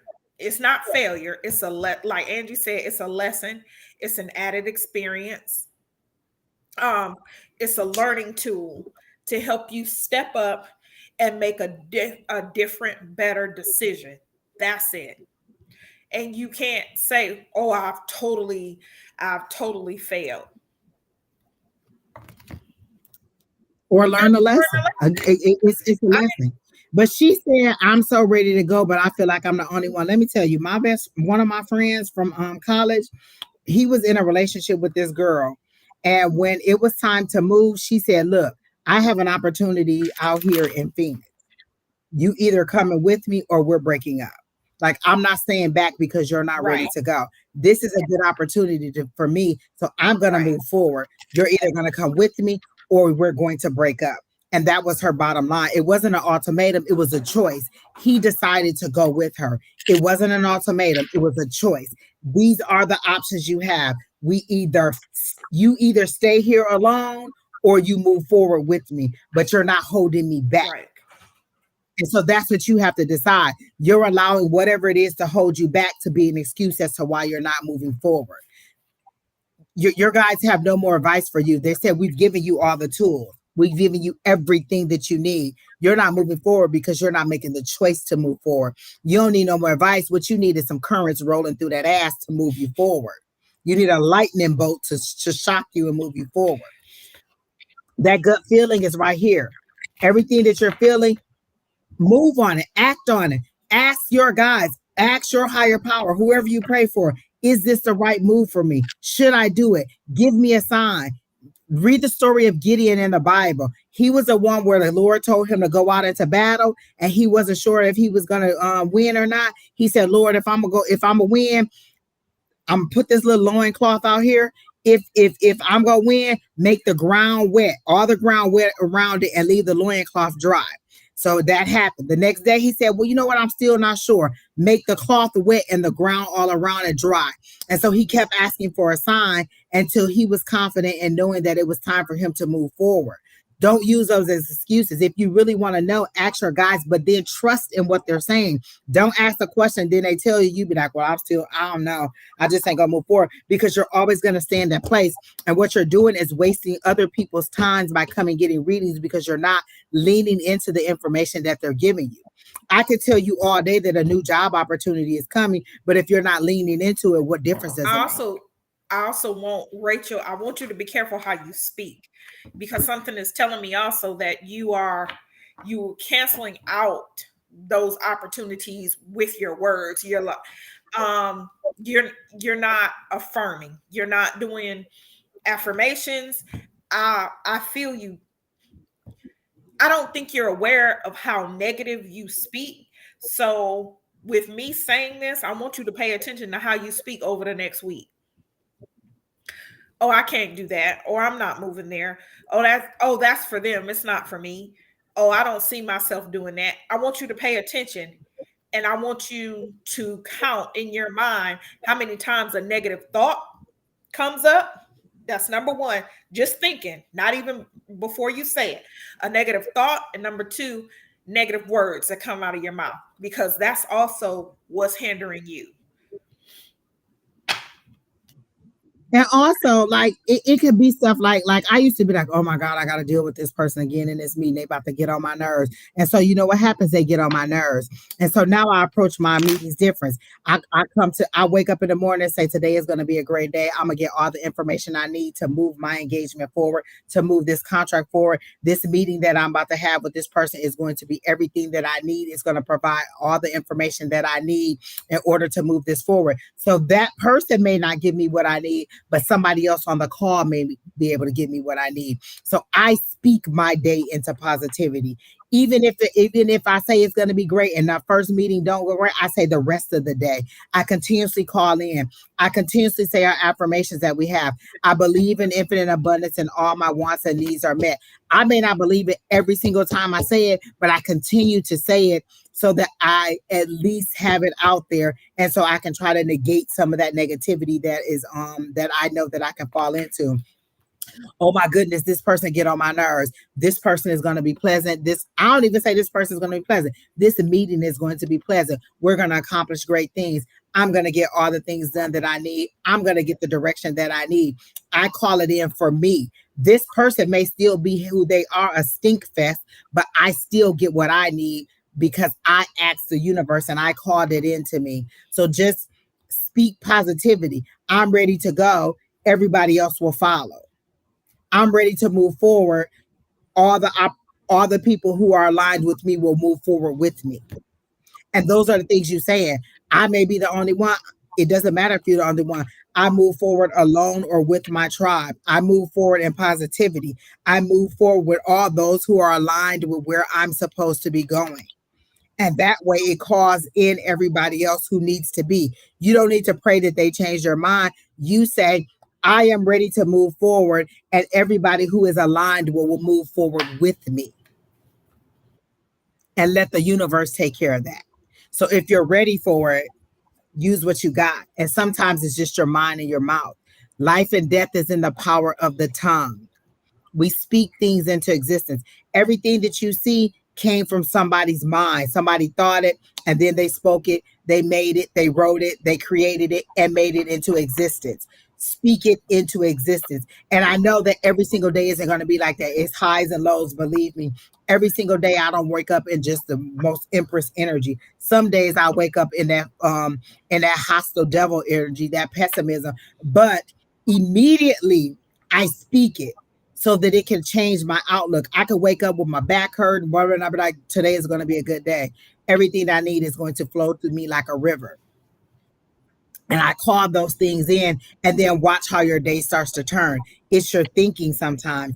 And again, when you're having those bad days, have somebody that you can call who will not support, who will not jump on the bandwagon with your negativity, but will also kind of guide you through on a more positive, not over superly positivity, but sometimes just to, be like, oh, okay, I understand what you're saying. Well, what are you going to do about it? Sometimes it's just that, what are you going to do about it? Not that they feed into it. You be like, oh, this person getting on my nerves, and still them be like, girl, I know what you mean, blah, blah, blah. They say, hey, what are you going to do about it? How are you going to refocus that energy? What is your next action plan? Sometimes you need somebody to give you another perspective on it, not necessarily give you overly positivity and be like, girl, get over that. You just need to go on with your day. What are you going to do about it? How are you going to try to fix it? What is your next step? And so sometimes you need a tribe of people to talk to. Again, today I had a great conversation with Alicia's brother about just being in the muck that we're in and how we're feeling about the things that we're going through with our guides. That conversation gave us both enlightenment, gave us both confirmations that we needed to know, but we weren't sitting there just crying about our situation. We were trying to understand what we were going through. And sometimes it's your tribe that can either be a cage or a elevation to rise you up to the next level. So know the people that you're around. Sometimes you have to change your circle. Sometimes you have to withdraw from your circle. Sometimes you need to find a whole different group of people to be around. So you decide how you want to move forward and then do it. Like Keena say all the time, decide what you want and reject everything else that doesn't look like that. So if you're ready to move, you want a new job, you want a new whatever, that's what you focus on, and you reject everything else that doesn't look like that. I am ready to move forward, and everybody who's aligned with me will move forward with me. And that'll change some attitudes. That'll let you know people will start falling off who are not supposed to be there. And don't be afraid that they're leaving. Don't feel like you got to hold on, because I feel like you're a very loyal person. Don't feel like you have to hold on to them forever. Let them go. New people, sometimes you have to make room for other things. You can't make room for a blessing if you're still holding on to the curse or to the negativity. Sometimes you have to let go so that you can receive. So know about that too. Do you have anything else for Miss Rachel? I immediately Kina I immediately feel like your attitude about this whole situation changed just in what me and Alycia was saying. I feel like we gave you a different perspective, and you're like, you know what? I do have the power. I do have the tools. I do have that gut feeling. I do understand that, and I feel like even in the conversation, the few minutes that we just gave you, you totally changed your thinking, and you will be tomorrow. You'll wake up with a different attitude, and even if you're pulled back, you'll try to pull yourself forward and you'll hear our words in your head and you'll try to make a better choice. So I already feel like your whole perspective is changing. Like you're moving. You're already moving. They're showing me the world card now because you're changing. You're transitioning from one situation or one thing to another. They're also showing me the death card, and the death card is transformation. You're transforming. One thing is ending and something else is moving forward. But with the death card, you get to make that transition. If this was a tower moment, that would be the universe coming in like, hey, let us go ahead and knock all this down because you need a sudden upheaval. You need something to shock the system. With the death card, you get to make that transition. And so that's a good thing for you. You get to make that transition. So I feel good for you, Miss Rachel. Do you have anything else for Miss Rachel? All right, who's next, Keena? I ain't said who's next, Keena, in so long. I don't know what to do. Fucking lie. Lord help the child. Lord help the child. All right, Miss Pretty Unique, are you here? I ain't read Pretty Unique in a long time either. It's about time to give you some good insight. And I just see the cards flipping and jumping. I ain't even started shuffling them. They already done started flipping and jumping for Miss Pretty Unique. Are you here, Miss Pretty Unique? And the first image I get for Pretty Unique is her on a bicycle. She is trying to balance, and it's like relearning how to ride a bike. Like you're an adult, like it was, you're trying to relearn the fun of her riding a bike. You're trying to learn how to balance again. You've taken a step back. You've set yourself back and you're relearning how to do the things that was fun, how to enjoy life, Miss Pretty Unique. And what they're saying is relax, you're too tense. You're trying to learn how to ride the bike and you're so afraid of falling off that you're so tense. And they're saying just relax a little bit and enjoy life a little bit more. Stop worrying so much about the money and where it's going to come from. It's going to flow in, but you have to be able to, you have to see it as a river flowing, not as a well drying up. And in your life, you see the money drying up and not as a river flowing money to you. And so, how you see the money is how you receive the money. If you see the money drying up as a well, then it's always going to be leaving. But if you see it as a river flowing, it's coming to you. So, the money's coming to you. It's just you have to see it coming to you. So, that's what I got for you, Miss Pretty Unique. Are you still here? I don't know if she's here. I pulled cards for her. Well, the information came so quick, I had to get it out there. So I hope she is here and she's getting our information. But I think she pops in and out sometimes too. Go back to Pretty Unique, Kingdom. You definitely ain't gonna replace that question with that question. Oh, well, with Pretty Unique, this is what I got. I got the Two of Wands. I got the Two of Wands, two paths, or something's gonna be set before her. That she'll have to make a decision on. I don't think it'll be a hard decision to make. I think she'll spend too much time and overthinking it when it's time to make it, though. I did get the Lover's card, but what I got from the Lover's card is not so much, and it could be romantic, but I'm getting more of a partnership. So I don't know if she's Good night, good night, Affirm. Affirm. Night, Kim. I don't know if she's going into business or thinking about starting a business or I think she's CNA. If I'm not mistaken, I think she's in the medical field. I think she's CNA or she's trying to get to CNA. She does something in the medical field. And that Lover's card, I think, is that she really wants to be in a relationship. gotcha. Because I sure did pull that Lover's card quick. But also, I got Six of Cups. So I think she's also Is she the one that she's supposed to be moving, but she won't move? I think she did move and it didn't turn out the way that she wanted to move. I think she moved down south. If I'm not mistaken, this is the person that moved down south or moved somewhere south of which, well, I think she was in Michigan and she moved south to be closer to the grandmother or Mhm. something. And it wasn't working out the way she was. And a lot of the problem was she kept looking back at the life she had instead of forward to the life that she was Because supposed to be I going pulled to. 6 of cups, and I'm like, did she move? Because it's like you keep looking, but she keeps looking back at something. She keeps um like looking back at her old life. She can't concentrate on what's in front of her because she keeps looking at back at what happened before. So yeah, it's not gonna work out because it says returning to one's roots. That's all she's been, and she's literally just been honing in on that, like the past, and she won't let it go. That's what I got for her. And they're also saying like if you want to go back, it's you can go back to where it was, or you can move forward. Like when I first moved here, my first year was not as great as I thought it was gonna be. It was not the, you know, how people be like, oh my God, I had a great, no, my first year here was, oh my gosh, it was such a culture shock. It was so different than what I knew in Michigan. But you have to stick to it and you have to embrace what is new because that's what you wanted. You didn't want the same old, same old. I could have easily reverted back and went back to Michigan and not embrace everything that was here. But 15 years later, my life so much here is so much greater than what it would have been had I gone back. And so that oh my God, that's that weariness. That's that, you know, not Yeah, letting go. But she got the nine and she got the nine and the 10 of wands. Like and the that's six. that's that burden But it's also that the you're two. carrying So that you then don't you have to think, carry. because I pulled the 2 of wands. So is she trying to make a choice of whether she's going to move back?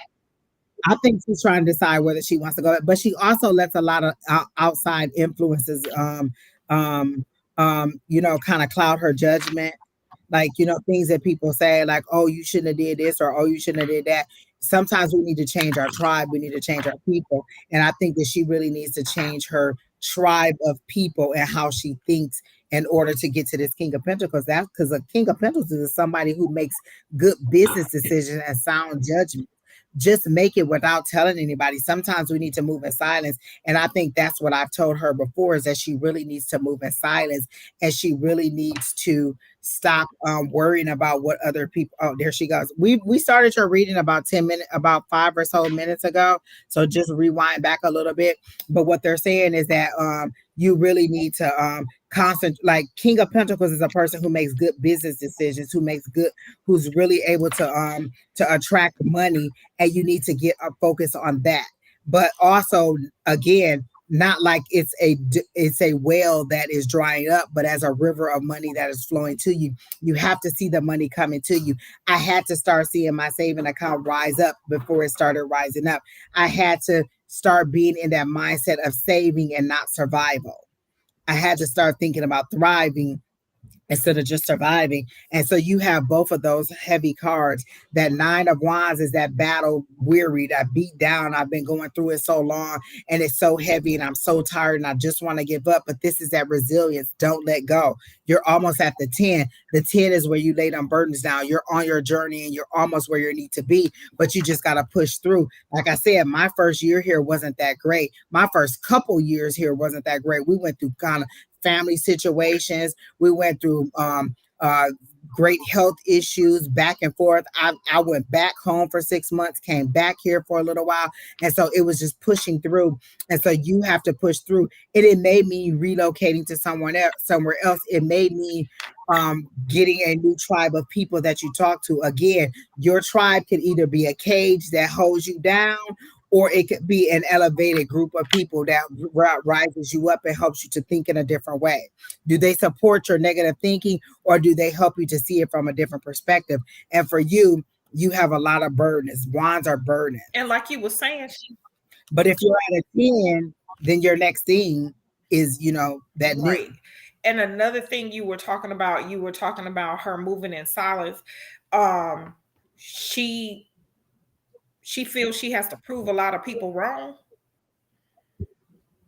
That's the prove that she could do it. Like a lot of people may say, well, I told you not to move. Well, And I she's told you telling not too to many do it. people You her should have stayed business. here. And I'm not trying to be Nobody needs to funny. know. This is the symbol that I saw in my head that she needs to, incorporate, because that's what's going on. She need to just tell them fuck you, because a lot of times people what is that? Are jealous because they didn't have the courage to Right. do what you Not did. only jealous, they project their fears and insecurities on you, and they want you to fail because they couldn't do it. They couldn't do it. They didn't have the balls. They've been leading. What you need to do is look at how long they've been in the same city, how long they've been in the same job. They don't have the balls to change their life for the better. So they would rather shit on you, because guess what? Misery fucking loves company. And once you go back, or, oh, I knew she wasn't going to do nothing. I knew this. Let me tell you something. When I came to school, I did not know this. A couple of my aunts basically thought I was going to be pregnant by 19, because everybody who went out of state to school came back freshman year pregnant. And I came back at 19, and I came back at 20, I came back at 21. But by the time I did get pregnant, guess who didn't come back? I've lived in North Carolina longer than I've lived in Michigan. I've been here since 1994. Oh my gosh. I never came back. I never went home. I said, I will sit here and suck on these ramen noodles before I go home with my tail between my legs and say that I couldn't do it. And I proved everybody wrong. Pretty unique. Do you have a male coworker who is trying to encourage you to like apply for something else or to go to the next level? Because they give me a male energy, and if it's not a male coworker, there is a male that is, and it's a work-related relationship. It doesn't seem to be a personal relationship, that is trying to encourage you to either apply for another job or apply for something else or to move forward. This is a person that you need to be listening to, that's trying to encourage you. And it doesn't feel romantic. It just feels like, hey, I think that you'll be good at it. I think that you should try it. I think you should move on to the next level. And your concentration needs to be focused on money, this King of Pentacles, but not in a negative way. How can I get from where I am now, where where my ends don't meet, to where I'm flourishing, to where my ends overlap? What they need you to do is to find that voice and listen to that voice, that higher power that is guiding you into moving forward. If you're not happy with the job that you're working at, how do I find another one? How do I find a second job? How do I move on and move up and not stay in a place where I'm miserable? I think a lot of times we stay in situations too long because we're fear of making another mistake. And it's not a mistake, it's a lesson. It's a next step. It's the next step in your journey. But she's also been getting signs that it's time to take the next step in her education. So I get the feeling that she really wants to be a nurse. She wants to stay in her field. I could be wrong, but it's time to take that next step, to get to that next step. Yeah, to make decisions that are based on what you want and not on what you think others will think about you, because you never know. A setback is really just a setup to move forward. What you think is a setback, sometimes it was too, like, you couldn't reach where you want to be, so you need to step back, get your stability and your foundation straight, and then move forward. I've had to start over so many times. I've had to start over from scratch, from nothing. Like, gave everything away, had to buy everything new, had to take on a lot of debt that was from a relationship, and had to start over from a negative and bring myself positive, and then start building after that. Do you know? So you have to understand that it's not always going to be an easy journey.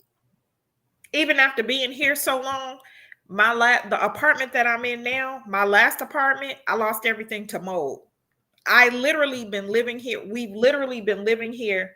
We lived here for 2.5 years with just bedroom furniture because I decided to go back to school, and I'm like, you know what? Screw some furniture. I'm gonna get my bachelor's degree first. Ain't nobody coming over anyway. I just need a small table and that's it. Yes, but he's not a coworker. He's my friend and he uplifts me a lot. He believes in you. That's it. Didn't feel romantic. It felt like a person who was just trying to, personally help you move forward. And don't try to make it tip over into that romantic. It felt very platonic. It felt like that's why I thought it was a coworker. But listen to that He person. really believes in you. He really does. He sees. And sometimes it's hard when somebody like that believes in us and they don't want just sex from us or they don't want something from us. This is somebody who genuinely just wants to support you and see you thrive.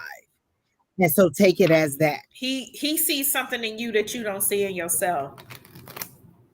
He really sees the potential and where you can go and where you can be. He literally just wants you to be healthy, happy. That's it.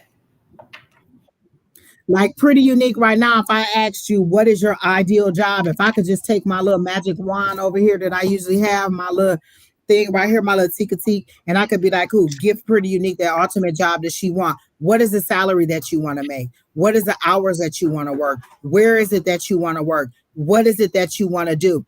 How does the universe know what to give you if you haven't defined in your head what it is that you want? Do you know what it is that'll make you be able to say, these are where all my bills lie. These are where all my food, my transportation, my gas. This is where all of that bottom line is. I need to make this before I can even say that I've made before I can say that I'm saving. So that's my bottom line. That's the minimum I need to make. So then what do I need to make in order to thrive? In order to be like, oh, I want to eat out 2 or 3 times a week, or I want to eat out 2 or 3 times a month, or I want to save money. Do you have those numbers in line? If somebody asks you, if somebody gave you a magic wand, if you're praying for it, do you know those things? How does your higher power know what to give you if you haven't defined them for yourself? What is your ideal job? Right now, can you tell me what your top 3 jobs is that you want to do? I know what my top job is. I want to do this live and in person.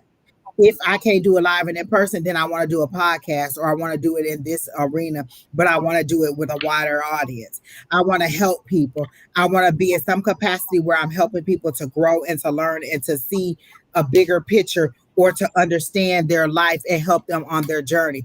I know what I want to do. I keep telling my guys what I do. I keep visualizing me on stage. I keep seeing me helping people. I see it, so I know. The universe don't ever have to be like, well, Angie, what do you want? They like, girl, Angie got 17 lists. Just go pick one of them. They all say the same thing.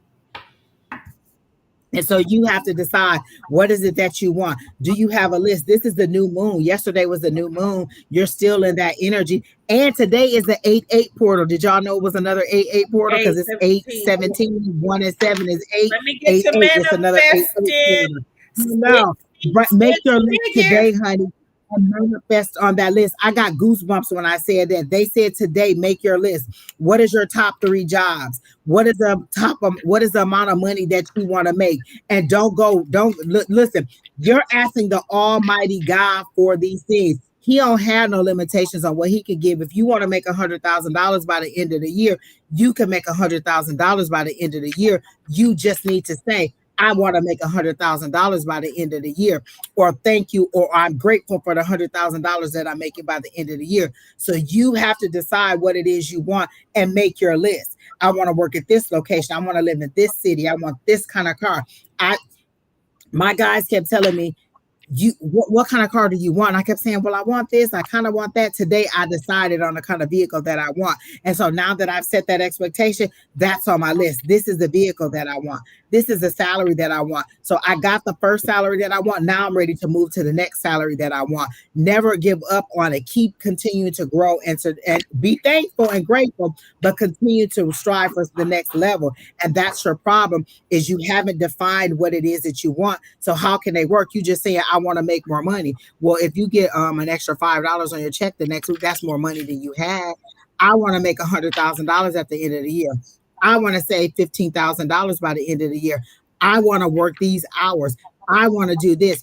Then you align those things and tell the Lord that that's what you want. Utilize the energy of this 8-8 power, of this 8-8 portal.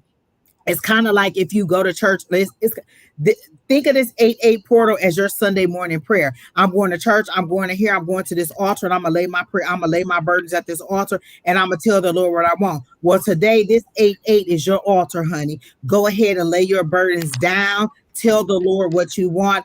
And I'm getting so much goosebumps. I'm actually getting emotional, and I want to cry for you because you are just literally. I'm opening up your eyes to something that you never even thought of. And they're saying, hey, let her see it. Give her that option. Help her to understand prayer, petition, and thanksgiving. Those are the things that you believe in. Then why aren't you utilizing them? Why aren't you fasting? Fasting is the most powerful tool that you can use from a Bible. You say you're Christian. Are you fasting? Are you looking for the clarity in your fasting? You don't have to fast for 5 or 7 days. You could fast for a day. You could fast for a couple hours. You could fast for a meal, but stay in prayer when you do it. Those are the tools that utilize them. Don't ever forget. A lot of times we learn new things and we forget the old things. Oh, okay, I know how to read cards. Oh, I know how to set intentions, but do I know how to fast and pray? Do I know how to do the things that are the foundation of my belief system? Do I know how to utilize all my tools? That's why I like spirituality, because it didn't restrict me into just a few things. It opened the door to so many things and allowed me so many options for myself. So open the door to all those things. Make your list, honey. Pray over that list. Put that list under your pillow. Give it to the Lord. Lay that burden down and tell them what you want and allow them to do it. Even in the tears that you're crying, allow it to happen. Allow those tears to water your seeds that you've planted. You're a good person. You deserve all of this. Allow yourself to receive it. Set in your prayer tonight, how do I get from where I don't think that I'm worthy to where I know that I'm ready to receive?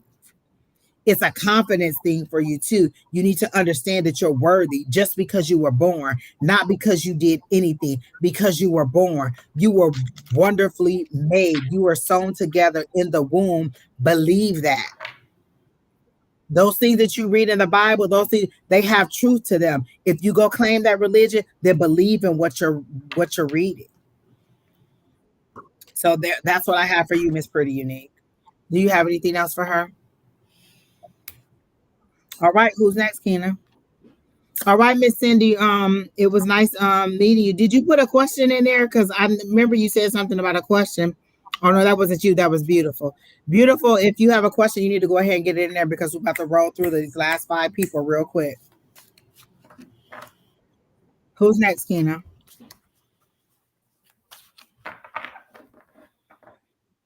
Shaylee, are you still here? Oh Lord. I didn't even get to read. I mean, I'm not reading about Darius, but I immediately got "Love Don't Live Here Anymore." Like that is literally the song that I heard, honey. Love don't live here anymore. Just a vacancy. Just saying. That's what I heard. You know I'm the Grim Reaper of love, Lord. I don't know why you even asked me a love question. You can go ahead and go first, Alycia, because ooh, child. Miss Shaylee,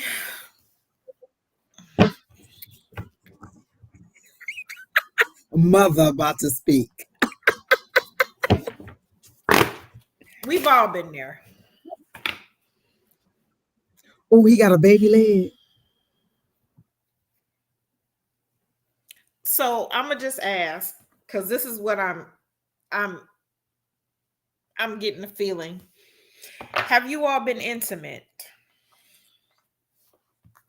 Because my thing is, as Angie has said millions of times, if you are okay burying your body and being intimate with somebody, because if anybody didn't know, and everybody is now going to realize, that's literally exchanging energies.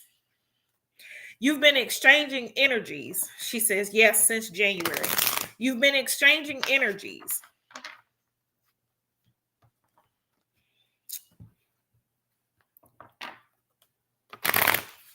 And you are not sure how he feels about you. Honey, it's time to recall all your energy back. Just letting this man crawl all on top of you and you don't even know if he like you. All right. What you need to do is close the cookie jar. Because has he introduced you to his friends, to his family? Has he said, this is Shaylee. She's my woman. Period. Point blank. We as women, we like to think men are these complex creatures. They're really not. They're not. They're not. So since January, it's almost September, so that's 8 months. So have you met his close friends? Have you met his mother? Have you met his family? When he introduces you, how does he introduce you? This is Shaylee, my friend. Because my thing is, what I want you to do is I want you to hear that introduction in your head when he kissing on your neck and try to put his hands in your pants. Oh, I'm your friend. Get your hands out my pants. And I definitely don't let friends touch my cookie I jar. don't let friends touch my cookie jar. But I think what it is, he doesn't want a commitment. Then why are you asking me this told you question? that. Honey, so you trying to turn red Miss flag? Shaylee, let me tell you something. Don't let a man tell you more than once that he don't want you. Don't let a man tell you more than once that he don't want you. If he doesn't want a commitment, that is fine. That's okay. He can live his life like that. No, you're not dumb, honey. You're not dumb. You're not dumb. You didn't fell in love with him. You fell in love with that penis, honey. That the power of the. Let me tell you something. And if he good and nasty, because my baby daddy, his tongue hooks under his chin. See? Praise the Lord, people. Honey, let me tell you. Hallelujah, people. Let me tell you. So did I know that he was going to be a father that wasn't participating in his child's life? Of course not. Had no clue. When it's about 8 inches, you don't know. You don't.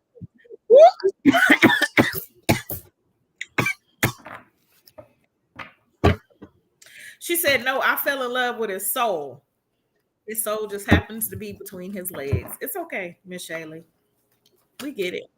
How you fall in love with his soul and he told you he didn't want no commitment? So y'all pretended to be boyfriend and girlfriend in the dark, and then when you come in the light, he tell you he don't want no commitment. Because how is he bearing his soul to you if he don't want to be committed? I'm trying to tell you. What you're getting is his representative, his penis partner. What I'm trying to tell you, Miss Shaylee, don't let a man tell you more than once that he doesn't want you. Especially if that's what you want. You're two consenting adults. And so if he says he doesn't want a commitment and you truly and in your heart know that you're okay with that, then that's fine. But you know that that's not what you want. What you were hoping was it would be so good and he would fall so in love with you that he would change his mind and want a commitment. So listen, we too old to be playing these games, honey. We grown and thinking on our own. If you say you don't want a commitment and I do, then okay, you have. Let me tell you something. I'm 3 years from 50.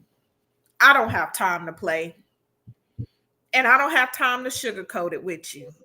I am 47.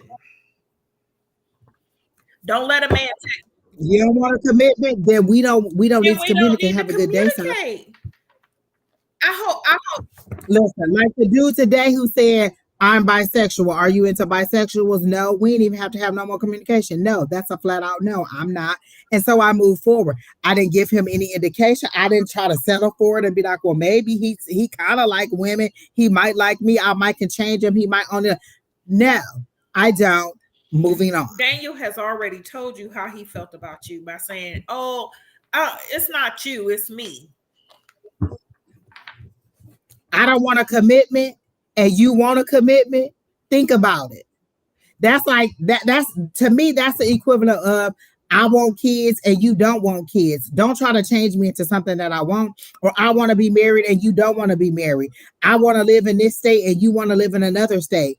Don't try to make somebody bend to your ways. Either it's gonna work or it's don't. If he says he don't want a commitment and you do, then you move on. You move away. You let go, because you know what's happening. Your actual husband is gonna meet somebody else because you're still playing around with Darius or whatever his willy lump name is, and trying to hold on to him when who you really want is over here waiting on you, and he gonna get tired of waiting on you. So when you think, so the next time he try to insert penis, think about your real husband over here waiting on you. Like, well, when is she gonna let this fool go so that me and her can really, really commit to each other? Because that's what the problem is. You won't let this one go so you can find the real one. And if you think that penis good, ain't no telling what this penis gonna be about. Let me tell you something, Miss Shaylee. Somebody is waiting to love you with every fiber of their being. They are waiting to spoil you. They are waiting to tell everybody, this is Shaylee, that she's with me. We are together. She is my woman. When you and Daniel go out, do he just say, this is Shaylee and walk away? Does he just say your name and no title? Do he even take you out? Or is you just his, do y'all only meet up at night like roaches? It's August. It's August, about to be in 8 months. Have you met anybody important in his life? I want you to think about those questions, because when he kiss on you, think about that introduction. Daniel, I'm sorry, I'm busy. I'm on my cycle. Be on your cycle every goddamn time. I'm on my cycle. Or just don't respond. Like, listen, you teach people how to treat you. If you're gonna allow him to treat you that way, that's how he gonna treat you. How else am I gonna treat you if you gonna allow me to treat you? If you go lay down and be a doormat, then I'm a walk all over you. If you just gonna keep giving me money, then I'm gonna keep taking your money. If you just gonna keep on giving me wifely liberties while you're just some chick that I know, some jump off, then that's how I'm gonna treat you. You teach people how to treat you. You didn't need us to tell you how Daniel felt about you. He told you he didn't want a commitment. You knew how he wanted. You decided that you were gonna lay down your power and let this man walk all over you in hopes that he would kind of start seeing you out of corner of his eye as his queen. No, you walk away. And if they want you, then they'll come and follow after you. You don't chase him. You allow him to come to you. You allow him to see what he's missing. Chase. You don't hang on hoping and praying that he might sort of one day. We don't chase, we attract. You better move on, honey. And this is a reading that you need. And I don't know what phone company you with, but they all got the power of the block. Block status. Block. Me and Verizon like this. Angie says she don't want to talk to this person no more. Block them. Off of everything. Your phone, your social media, whatever. Block them. Block them. Block them. For what? What? If you need something that bad, they got the Priscilla McCalls. Get you a Tracy's dog. Listen, Amazon, they be flying off the shelf. Boop, boop, boop, boop, boop, boop. And they got the batteries. You can get some AA batteries for $5 until your husband come along. Or look, it's the A8 portal. Call in that new penis, honey. The Lord know you like to have sex. He know you ain't waiting till marriage. Get over that, honey. The Lord know that you is not virginal, honey. He sees all and he knows all. So go ahead and tell the Lord you want a new penis. And one that loves Daniel? you.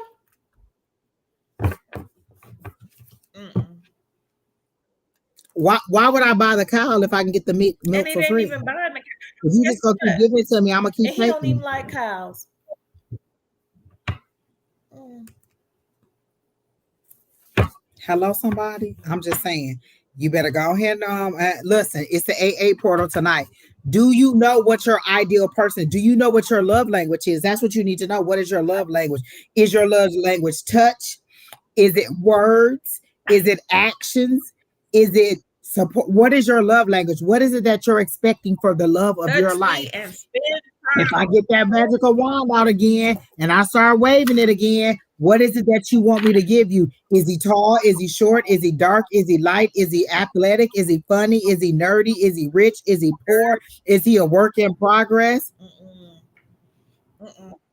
What can he give you to make you have what you want? So, what is it that you want? Put that on your list and tell your higher power what it is you want and say, I want this now. Not later. I want this now.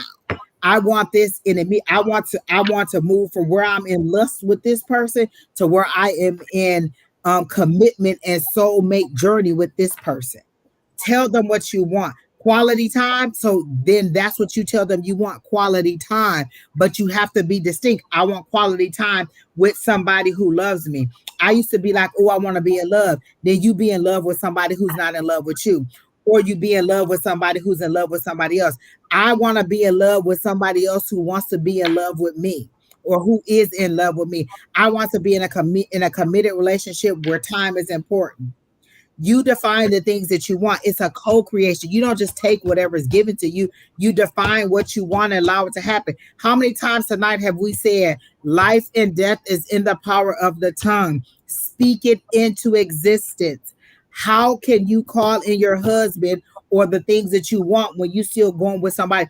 Because you know what the universe here? I don't want no commitment. He said he don't want no commitment. I'm staying with him. I obviously don't want a commitment. You're sending mixed signals to the And universe. guess what? Love, love is not confused. So once you wrote your question, how is Daniel currently feeling? Feeling as far as him and I concerned, you were confused. That's not love. A man that loves you will never leave you in a state of confusion. He lets you know where you stand right off the bat. Nobody who loves you leaves you confused. You right.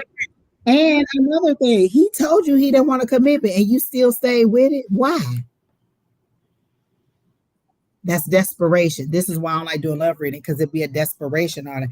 I'm gonna make him love me. I'm gonna change his mind. I'm gonna see if we just kind of sort of keep sticking together. If he'll love it, I'm gonna see if I can throw it, if I can bounce on it, if I can pop it, drop it, and lock it good enough that he'll change his mind and want to be with me. Do you know how many other Shaylees is popping, dropping, locking it, and doing what he needed to do in the same way that you doing it?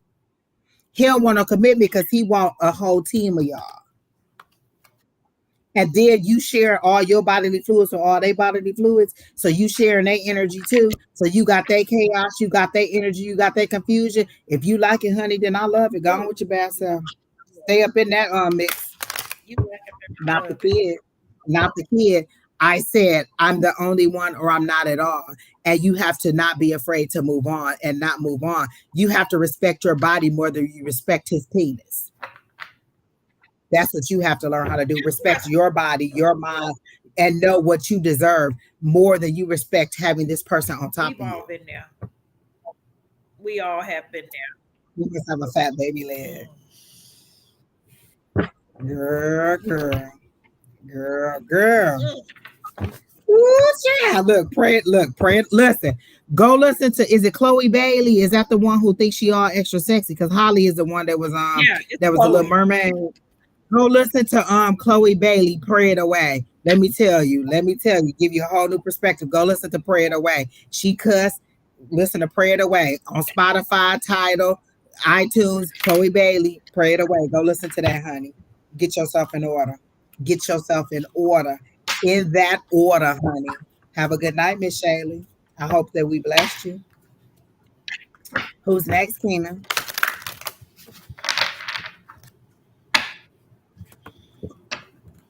Who is it? Lord. What does that say? What? What is I join? August Hold on. Stones? I join. Well, I join mean that like they're joining the chat, or can I get a Wait, reading? is that a Um, new, what is it? Off of what platform? Twitch. Can I have a love reading on MS? And I, Lord help the child. Um, August Stone, are you even here before I get into this? Y'all is gonna kill me with these damn love readings. Y'all just want my head to explode. But if you want it, I'm gonna give it to you today. I'm gonna go ahead and give you these love readings today. Because obviously y'all My need a good wine is word gone, so on y'all about to respecting your get it. own self. My wine, Come my on, wine honey. has been Are you still here, August Stone? my wine has been ingested. So you ain't get Exactly. anchor. Oh, Angus. Oh, like Angus beef? Angus Stone. All right. Angus, are you still here, honey? All right. Well, while you pulling yourself together, let's go to the next person. Who next, Keena? Angus Stone, if you come back before we finish, we'll get to you. If not, then we're gonna move on. Lord, what is it? What did y'all make the writing smaller? What is Aisha. this? Aisha, are you Lord. still here? So y'all just gonna put all these Yeah. love readings in here Aisha, like y'all you know I still don't here? hate love No, readings? we got it. Who next, Keena? Lord For help them them. out. Horse drawn Oh, I carriage. told y'all they were coming left and right. Hold on. All right, let's go with horse drawn carriage. Who? What is? Okay. Oh my God, what is wrong Horse with drawn y'all? carrot, did you do a question? Let me know if you're able to read me. So you must just want a general. Let me go ahead and start it before you throw something in there about Willie Lump Lump. Lord help I the don't know if child. horse drawn carriage is gonna talk about Willie Lumpy. Horse drawn portrait. I keep saying carriage. It's damn portrait. Oh, we done gave them the name we wanted.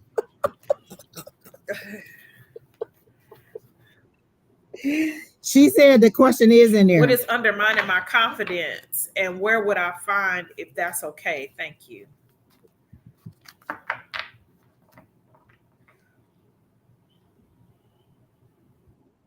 I immediately heard you. You are your own biggest enemy. Like anytime you get anything, anytime you have a failure, anytime you have anything that you think didn't go perfectly, you're very hard on yourself. You don't really believe in your abilities. Like you'll do stuff and then it's a self-fulfilling prophecy for you. Like, oh, I went to the interview. I'm probably not gonna get the job. Then your interview turns out bad. Then you don't get the job. And then you was like, well, I knew I wasn't gonna get the job.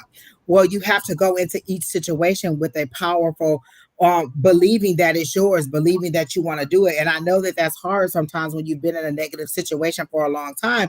But like I've told to the other people, we've pretty much read you already by telling you, look, I wake up every morning and I say, I believe in infinite abundance. All my wants and needs are met. Today, I'm going to get all the information I need to move this contract forward. Today, this meeting is going to be the greatest, and I'm going to get all the clarity that I need. I call it in. I say that that's what it is. What's undermining your confidence is you. Nobody put a curse on you. Nobody speaking negativity over you. You are allowing your own self thoughts to deflate you before you even are built up. And let me tell you this, your guides are tired. They like, listen, I'm tired of lifting this one up when she fall down or he fall down because I'm getting a female energy from you because you are not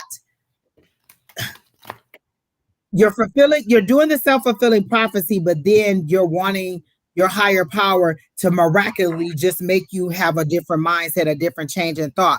Let me tell you some of the things that I had to go through when I was sometimes when I was like in my real heavy negative space, I had to find some affirmations and listen to them at night, and it would tell me, you are amazing, you are powerful, you are beautiful, you are educated, you are strong, and I would listen to that all night. So when I woke up in the morning, my subconscious, all they heard was all that beauty, all that power, all that enlightenment. So when I woke up the next morning, the first thing I heard was the last thing that was said on that thing. You are amazing, you are beautiful, you are capable, you are powerful, you are a goddess, you are 145 pounds, you are whatever it is that I wanted it to tell me. And so I made a playlist on YouTube of videos, and I just let that play all night with my headphones on. And so all night, all night. I was just inundated with positive things because I know that my subconscious is influenced in my sleep state.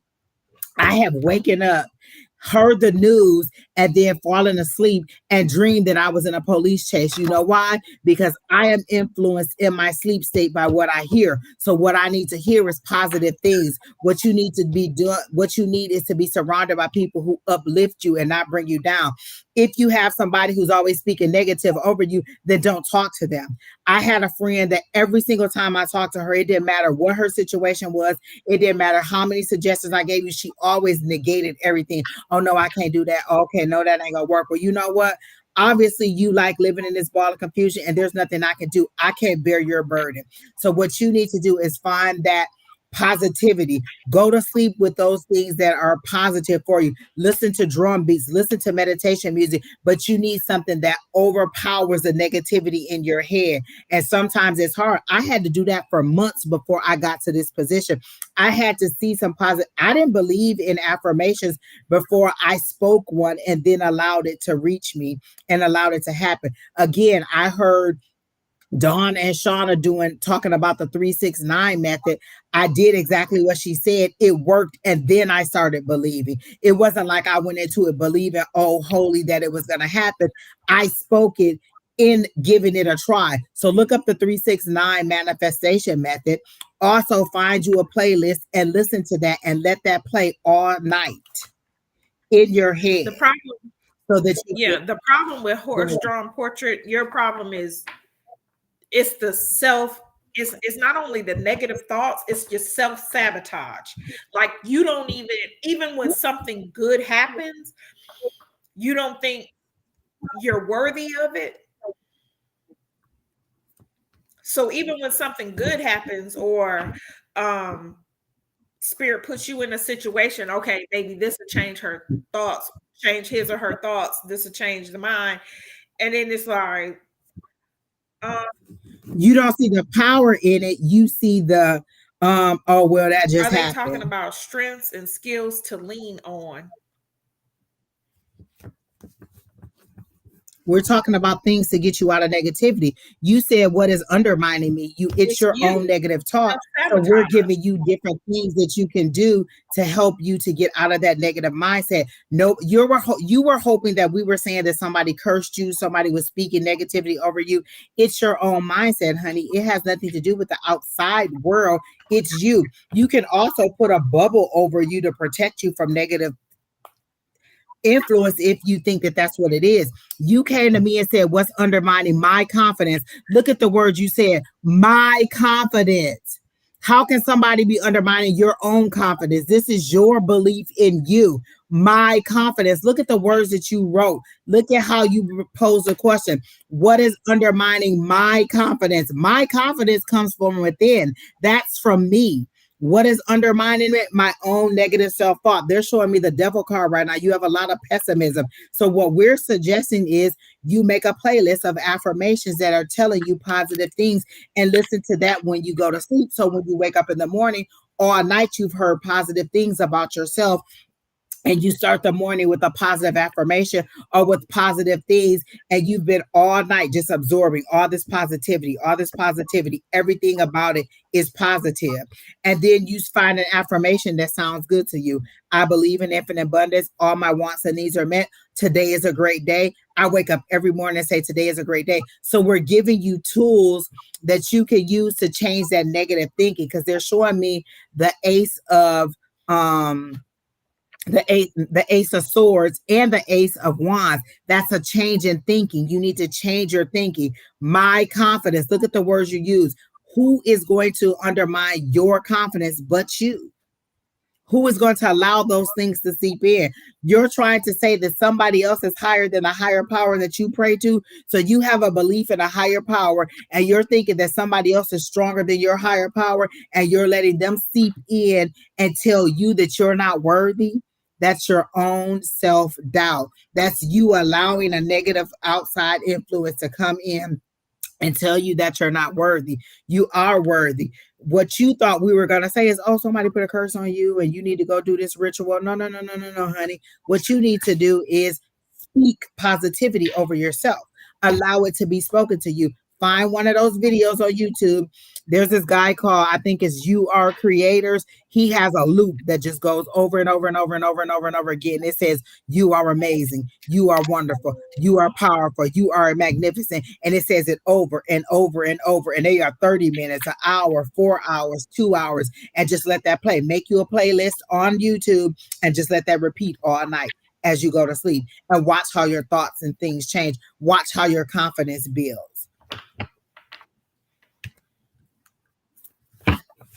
No, you didn't say anything about curses.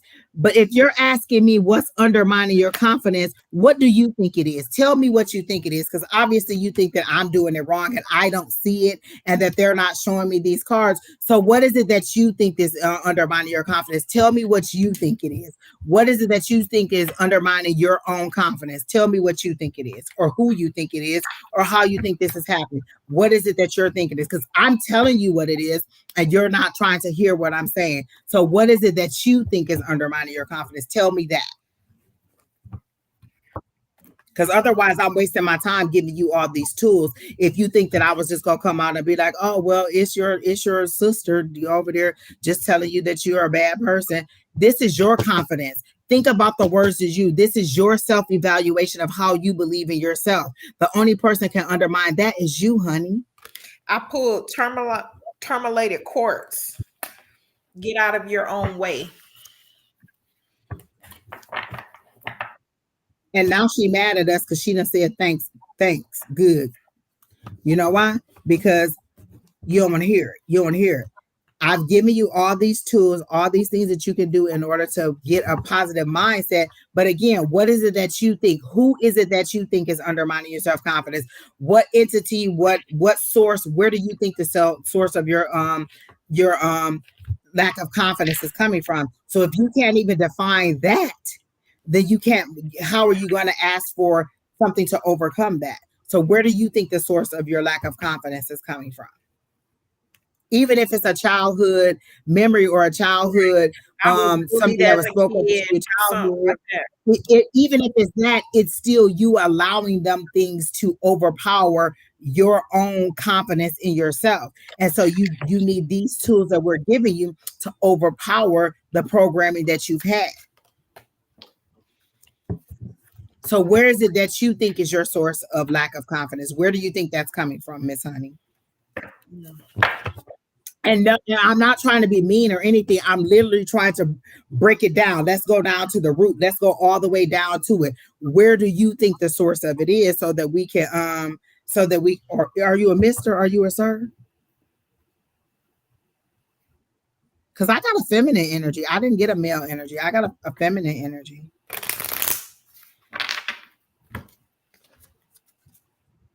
And if so, that could be your wounded energy, your inner self child. That is, because your feminine energy is coming through to me. It's not a masculine energy that I'm getting. I'm getting a feminine energy, a wounded energy, a person that is bent over and bent down and just trying to bear the burden of it. So I'm not getting a masculine energy. I'm getting a female. I'm getting a feminine energy. I meant, how am I doing so? I know it's me.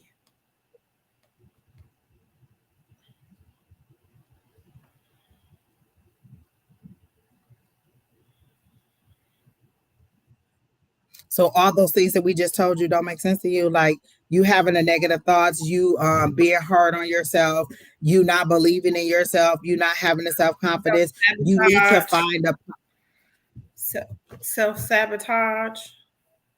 Okay. Let me tell you where to start. Therapy. Start with therapy. That'll be the first thing you need to do. Start with therapy. Go find a therapist and talk it out with a therapist. Because I think you want a quick solution to it. And I've given you multiple solutions. Listen to the affirmations. Start your morning with an affirmation. Listen to those powerful affirmation videos that I told you about every night as you go to sleep, so it can overpower the negative thoughts that you're having. Confidence comes from within. So if it's not coming from within, you got to reprogram yourself to see it from within, to see yourself different. I told you I saw the Ace of Swords and I saw the Ace of Wands for you. Those are two things that means you need to change your thinking. I saw the devil card for you. It's pessimism. It's negative thinking. It's lack of confidence in yourself. So I'm giving you all the tools that you need in order to move forward. I'm not sure exactly what it is that you think would help you to move forward, but I'm giving you all the tools that will help you to move forward. Literally, those are the things that have helped in the past and that I'm hearing that you need to do. You need to reprogram your thinking about yourself. Think about yourself in a positive light. It took me a long time to actually see myself as worthy of love or of receiving love or of being not in my masculine energy, being in my feminine energy.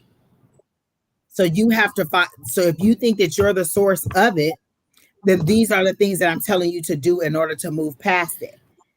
Listen to the affirmations before you go to sleep or as you sleep. Wake up every morning and say a new affirmation. Put little notes around the house to tell you you are worthy, you are beautiful, you are capable, um you are smart, you are courageous, whatever it is that you need to, and change them out and do it. It's a reprogramming of the mind. You've been down in the dumps for so long and such a self-sabotage or such a negative thinking of yourself, or just not believing in. You've set a self-fulfilling prophecy. It'll never happen for me. Or I'll never have no money. Or I'm always this. I'm always broke. Man, I'm working so hard. I'll never have enough money to pay my bills. Those are negative thoughts that you are saying to yourself that you need to change. I have more than enough. Money flows to me like a river. All of my ends meet. I have more than enough money to pay all my bills this week. I have a job that I love. I have the amount of money that I make. What is the amount of money that you want to make? What is the job that you would like? What is the life that you want to live? Do you know all of those things that you want in order to be able to be happy? So that's what I have for you. Who's next, Keena? Sometimes it takes more than meditation. Sometimes it takes you just saying it. I have walked around and just said the same little thing over and over again. I believe in infinite abundance. All my wants and needs are met. I believe in infinite abundance. All my wants and needs are met. I believe in infinite abundance. All my wants and needs are met. And sometimes I have to say it over and over and over. And sometimes I have to write it at pages is full of it. I believe in infinite abundance. All my wants and needs are met. I have to say it. You are beautiful. You are amazing. You are smart. You are this. You are that. You have to change the narrative in your head, and you can't just do the same thing. Maybe meditation doesn't work for you. Maybe it's something else. So you have to change it, and you have to do all the things that you can do in order to make it. Maybe it's you doing a full moon ritual and releasing all those things that no longer serve you. Release those negative thoughts that no longer serve you or that are holding you back. Or go to your higher power, whoever you pray for, and say, how do I get from here where I feel like I have a lack of confidence, or I'm undermining my confidence, to a place where I feel powerful, to a place where I feel confident, to a place where I believe. These are the prayers. Change the way that you pray. Change the way that you say. Words have intentions. Words are powerful. Just because you put it in a meditation, it may not work. Meditation didn't always work for me. I had to do other things. Everything that works for one person doesn't work for the other person. So find the things that you need. Go and buy amethyst. Amethysts are positive. It'll bring some positivity into your life. Fading quartz gives you clarity, helps you receive messages better. Black obsidian takes away negativity, absorbs negativity. Go and buy you a lava rock bracelet with the chakras on it. It'll absorb negativity. These are all the things you could do. If you don't believe in crystals, a lot of times we've talked about on here putting salt outside your front door to keep away the negativity, to keep negativity from seeping into your house. Breaking up one of these selenite wands and planting it outside on the four corners of your property in order to protect your house. Cinnamon, blowing cinnamon into your house in order to bring in prosperity at the beginning of the month. We'll give you all kinds of little rituals. We're not reinventing the wheel. We're not telling you anything that is new. We're telling you things that your ancestors did, because all they had was the sun, the moon, the stars, the oceans, and the herbs around them. They didn't have all this technology. They didn't have all these therapists. They had these little plain things. And so these are all the things that you could do. The first thing I would do is go and buy a crystal. I would buy a black obsidian to ward off the negativity, and I would buy an amethyst to bring it in, to bring in the positivity. Burn Palo Santo, that brings in positive energy. Burn sage, it gets rid of negative energy. Put the salt outside your door to get rid of the negative energy. There's so many things that you can do that is not meditation. Don't think that meditation is an end all be all. Just like prayer isn't always the end all be all. There's a whole bunch of things that you can do to get rid of negativity. You can start tonight with the meditations, just listening to them, the affirmation videos that I was telling you about on YouTube. So those are all the things that you can do. And I hope those things work out for you. So who's next? I think we got to go back to Aisha. Aisha. All right, Miss Aisha. And I know you here because you said you were here. You're right, Golden Silence 88. It really does change your life. It really does. Will me and NL reconcile and be together? I heard an immediate no. I can do the pendulum for you. This is an easy question. Will Aisha and NL reconcile? You know what I heard immediately? Why? Why? Why do you want to reconcile with this person? You weren't happy in a relationship. You prayed for something better. They removed you from the situation, and now you want to walk back into your darkness? Okay. Will Aisha and NL get back together? I'm getting a no. That's my This no. is my no. So it's a no. Hello, Miss Shauna. So Aisha, it's a no, you're not gonna get back together. But then they said, why would you want to? You weren't happy in the situation. They weren't giving you what you wanted. You weren't getting a reciprocated love. You were giving more than you were receiving. You were praying for something to change. You were hoping that that person changed, but what they did was remove you from the situation. When you pray for something, be prepare for the repercussions of what you're praying for. You prayed for is something to change, and something did change. Your higher power separated you. Now you're saying, oh, okay, well, it wasn't that bad. Put me back into it. Maybe they'll be different. Are you different? Are you going to take more than what you are you going to take whatever they were giving to you? Because at this age, I ain't changing. You go like Angie the way she is, or you just not gonna get it. Like, I'm just not changing that much. This person ain't gonna change that much. So either you are going to accept them for who they am and to accept a relationship like it is and as unhappy as you was, or you're gonna move on and find something different. So that's all I have for you. Do you have anything for Miss Aisha? I just want you to ask yourself, why do you think that you deserve less? Like, you feel like you deserve to be like you don't Treated like that way. To be like you don't deserve to be loved correctly, or you feel like this is the last person. It's not the last person in the world, and you deserve happiness. And I kind of got a feeling, not toxic, but it's a lot of back and forth with it.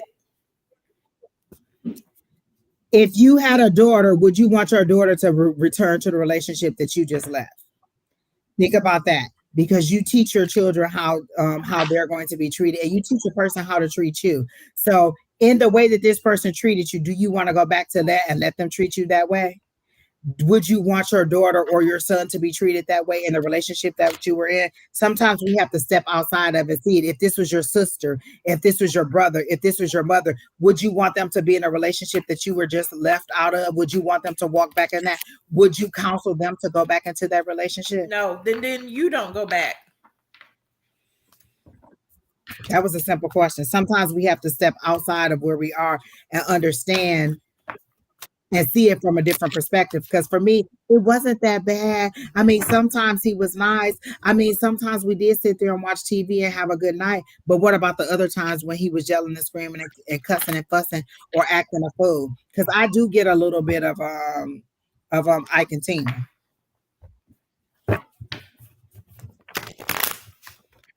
Yeah, I got it. I got a little bit of toxicity, but they You're at the fed up stage, right? So why would you want to go back to something you're fed up with?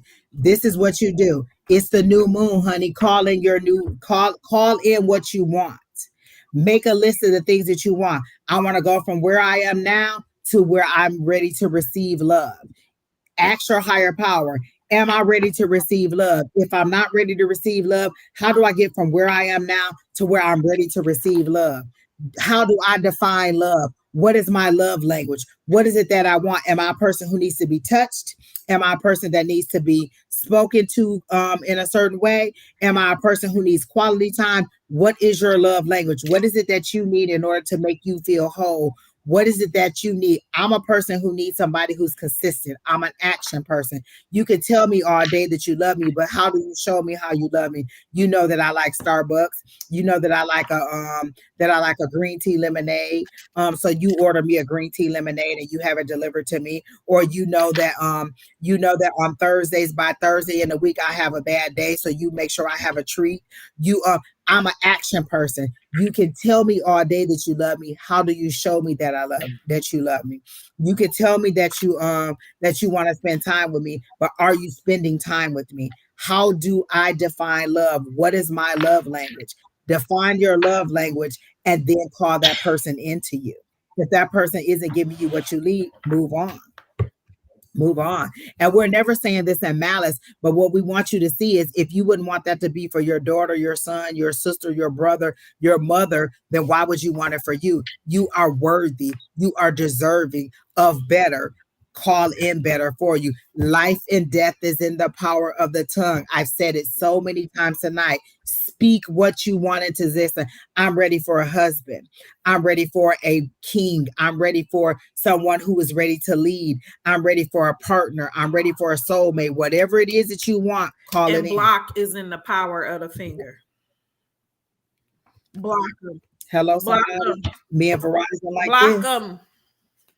Block them. For what? Because you're gonna go. Oh, I get the feeling you the type to go back over the messages, keep reading.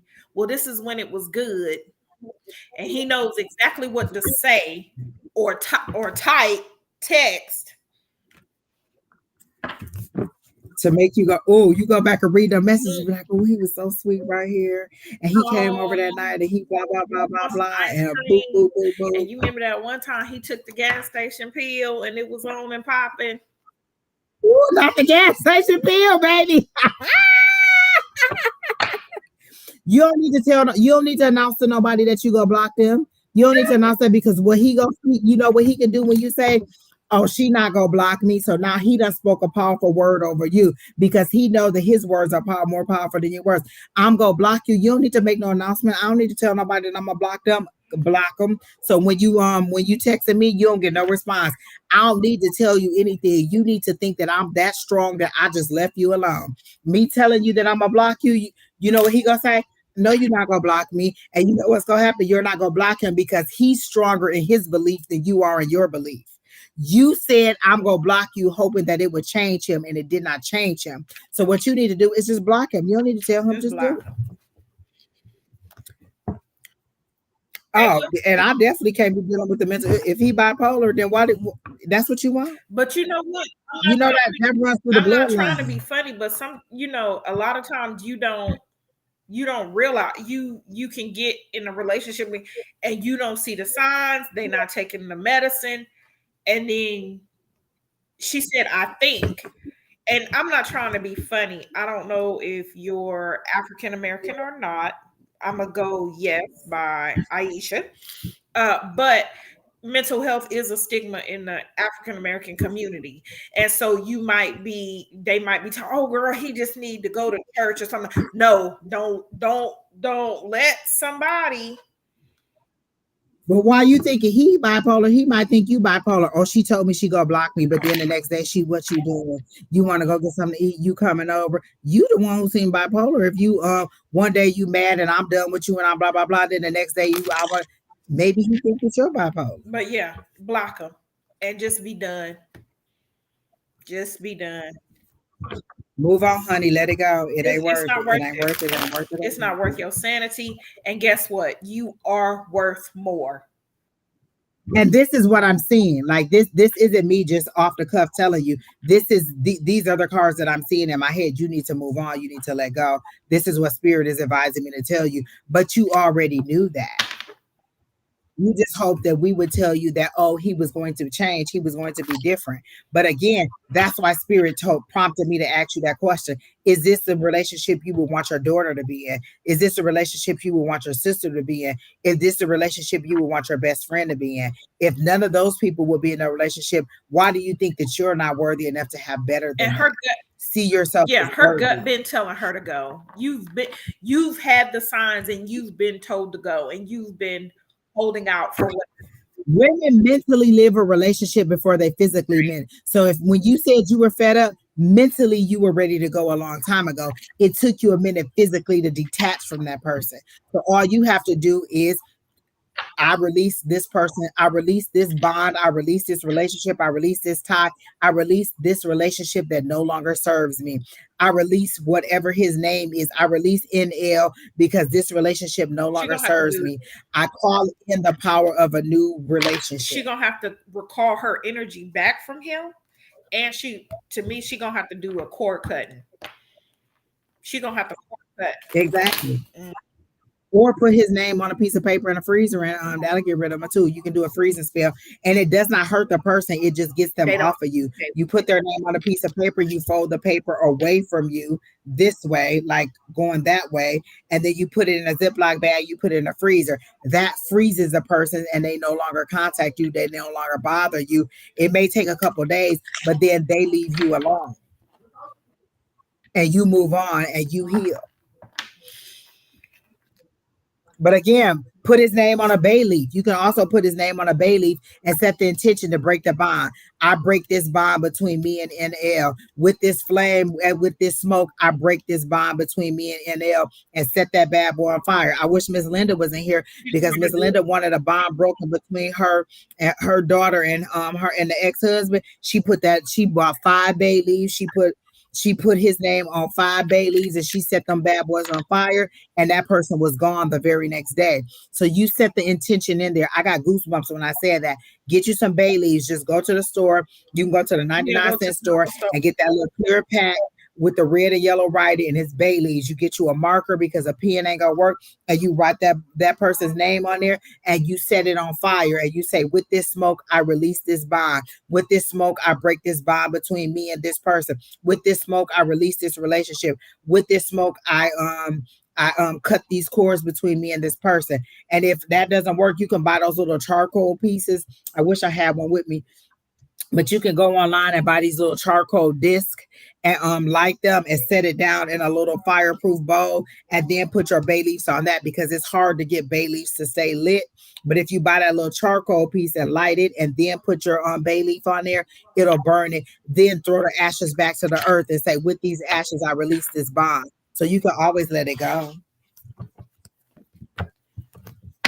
Cut that cord. Okay, so that's okay. So if you know he coming back, I've given you several different things that you can do to Get get them rid of bay him. leaves. Bay leaves, that freezing spell, just speaking that you want this bond to be broken, block this person on all avenues, Block it, text, social media, email. block it, block. There it is. Keena got it. Keena, go ahead and Keena about to come on live. That's my sister. She about to show you the little charcoal piece. It's a little charcoal disc. You just go online and just be like charcoal disc or whatever. And that right there, you light it, you put it in a fire safe little thing. I have a little cauldron that I put it in, and then I light it. I put the name on there. I set my intention while I'm writing it. With that look right there, that right there. I put that name on there. I put on As I'm writing the name, I I got break this mine. down between me and Mine a this. little smaller. I wish I had got a bigger one. I might have to order that one to get that bigger one that had the top on it. And then you burn it in that you burn that bay leaf with that little charcoal disc. And when it's done, you take them ashes and you throw them outside and you say, I release this bond between me and this person, and then it's over and done with. But remember, you are speaking this into existence. So if you want it to be done, you have to let it go. You have to be ready for what you're asking for. So if you're not ready for it, then don't do it. If you still want to be in ties with this person, then go ahead. But if you really want this bond to be broken, it can be broken. But the same way you can set the intention to get rid of him, you can set the intention to calling your husband too. Like this is the new moon. So you could put on that bay leaves, you could put I call in a new love. I call in a husband. You could put money, fame, and fortune. Bay leaves work either way. See, that's what ours look like. I have a little one like that with them. Yeah, it's little. I want a bigger one. We didn't think that we needed a bigger one. I need one. Yeah. And mine got all the chakras going around her. Oh, I like that. Ooh, where you get that? And so you just burn it in there. And so you decide that you want this to be over or that you don't. Nothing that we're saying is like a spell or anything like that. It's just you releasing a bond to somebody that you no longer want to be with. It doesn't hurt that person. It doesn't put any power or control over them. It just breaks the bond with them. Some people even write a person's name on a piece of paper and tear the paper in half and burn the paper. There's so many different things you can do if prayer isn't working for you. Or this is just another form of prayer. What did they say in Habakkuk? Write it down, write the vision down, make it plain and make it clear. Write it down, make it plain and make it clear. Set that bad boy on fire and let them know that you want to be done with it. That's all I'm saying. All right, we're at the 3-hour mark. Keenan, was that our last person? That was our last person. I think it was one more person who asked, but I don't know what that was. And just my luck, I'll be like, oh, okay, you can ask a question. They asked about love, and I'm just gonna be so mad about it. It was beautiful. I think it was dream, beautiful, but it was somebody before them on the Twitch. I saw that too. Some Alfonso person, I think it was. Whichever one of y'all post y'all question next week, we take it in, and that's it, because we're over 3 hours. So either beautiful dream or that other person that was on Twitch, whoever posts a question first and they come through for us, that's who we take. Go to bed. You go to bed. What you doing? And let me say this, please do not. Oh, listen to Crystal. Crystal got a lot of nerve. All she want to hear about is love. Go ahead, write that. Whoever question come in through first, that's it. We're done. We're over 3 hours. And please don't let it be love. I promise you. Please don't let it be love. Okay, then maybe it ain't nobody else in there who wants to ask no question, man. This was fun, Alycia. I'm glad we did it. I haven't done this in so long. It felt good to get on here and just speak. I was only planning on doing like an hour or two, and here we are 3 hours later. I don't want to hear any of this anymore. That's all right. Crystal was hoping we was going to tell her that a penis was coming for her. I don't see no penises. What you think, they fall out the sky, girl? If that was the case, I'd have a basket that had the word dicks on it. So when they fall out, they just fall right in that basket. So I know they ain't falling out the sky like that, honey. All right, so nobody else has a question? Where is my man? That's Keena. Keena, don't be in the background talking to him. Don't be in the background talking to him. Ask your guides, how do you get from where you are now to where you're ready for your man? Y'all should be in class. That's what Miss Susan said. Alycia, are you seeing somebody? Because I see you planning the wedding. Listen, she was giving them out. She was giving them out on Tuesday. She was giving them out. Look at Crystal talking about I got my cars. Crystal talking about I got my cars. She about to find you a man, Keena. She about to find you. If she ain't coming on the screen, I don't want it. I'm just kidding. Listen, let me read Keena right here. Do not pull. It don't matter, even if you need to read it.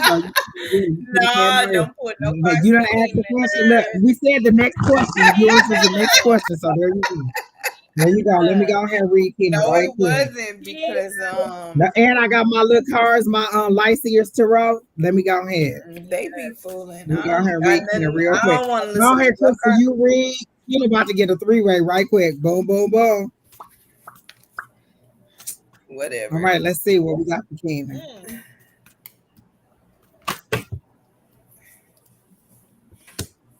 Oh, I got the 8 of Wands, so that's action. We got action, baby. What I The 8 get of that Wands four, means that that's I got that movement. 4 That's of coming. Wands, that marriage card.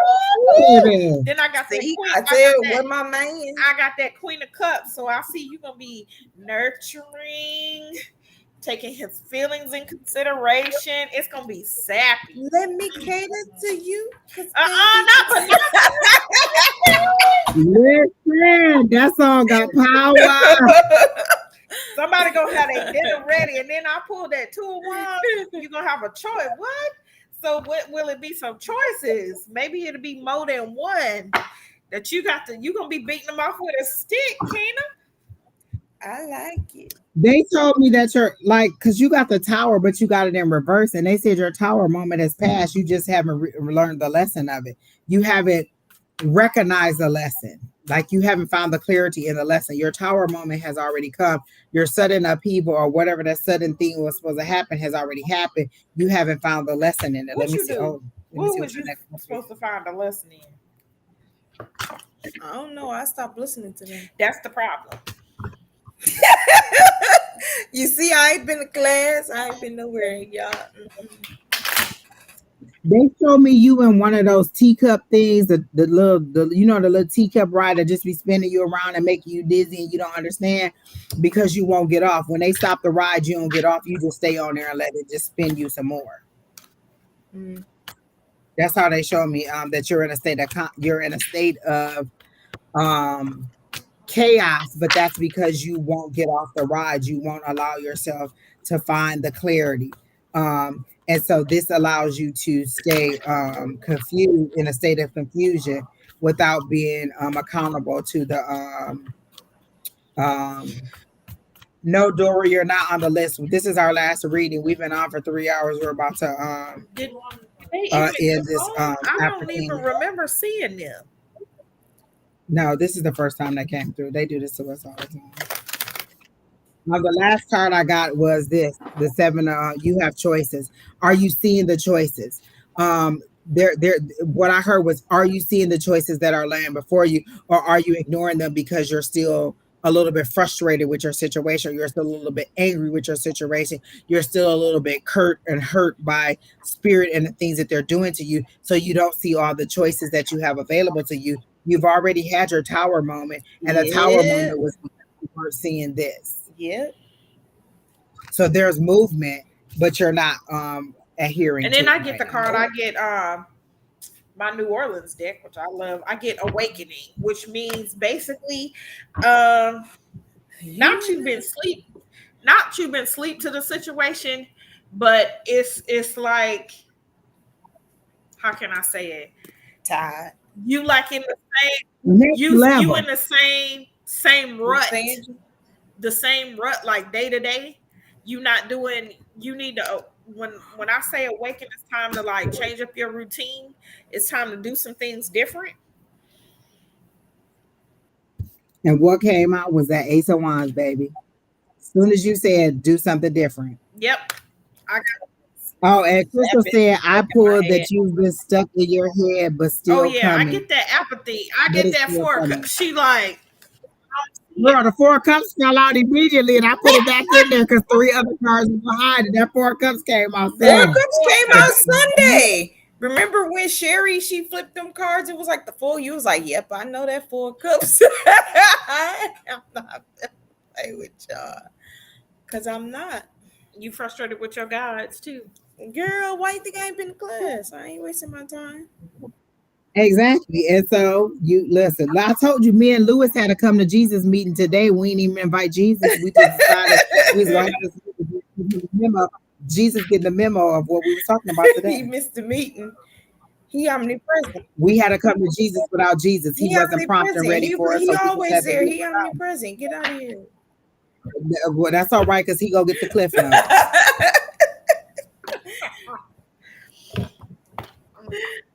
And then they're not happy with you not wanting to do the sickle cell shirt. I'm not happy A with. lot of stuff I'm not happy with too. So I guess we both in the same Then boat. tell We're gonna them be in that. that teacup just spinning. I got all day, Chief. Remember from Lean on Me when the chief came and tried to get in the bed, he said, I got all day, Chief. You gonna go and get that search warrant, or what you gonna do? I got all day, Chief. I tell my guys that all the time. I got all day, Chief. What you gonna do? We gonna move forward, or we just gonna sit here and look at each other? I got all day. Listen, this the last thing I told my guys to get them moving. This body that I'm in gonna wear out. So you want me to come back and you won't be my God again, or you want me to get it in this lifetime?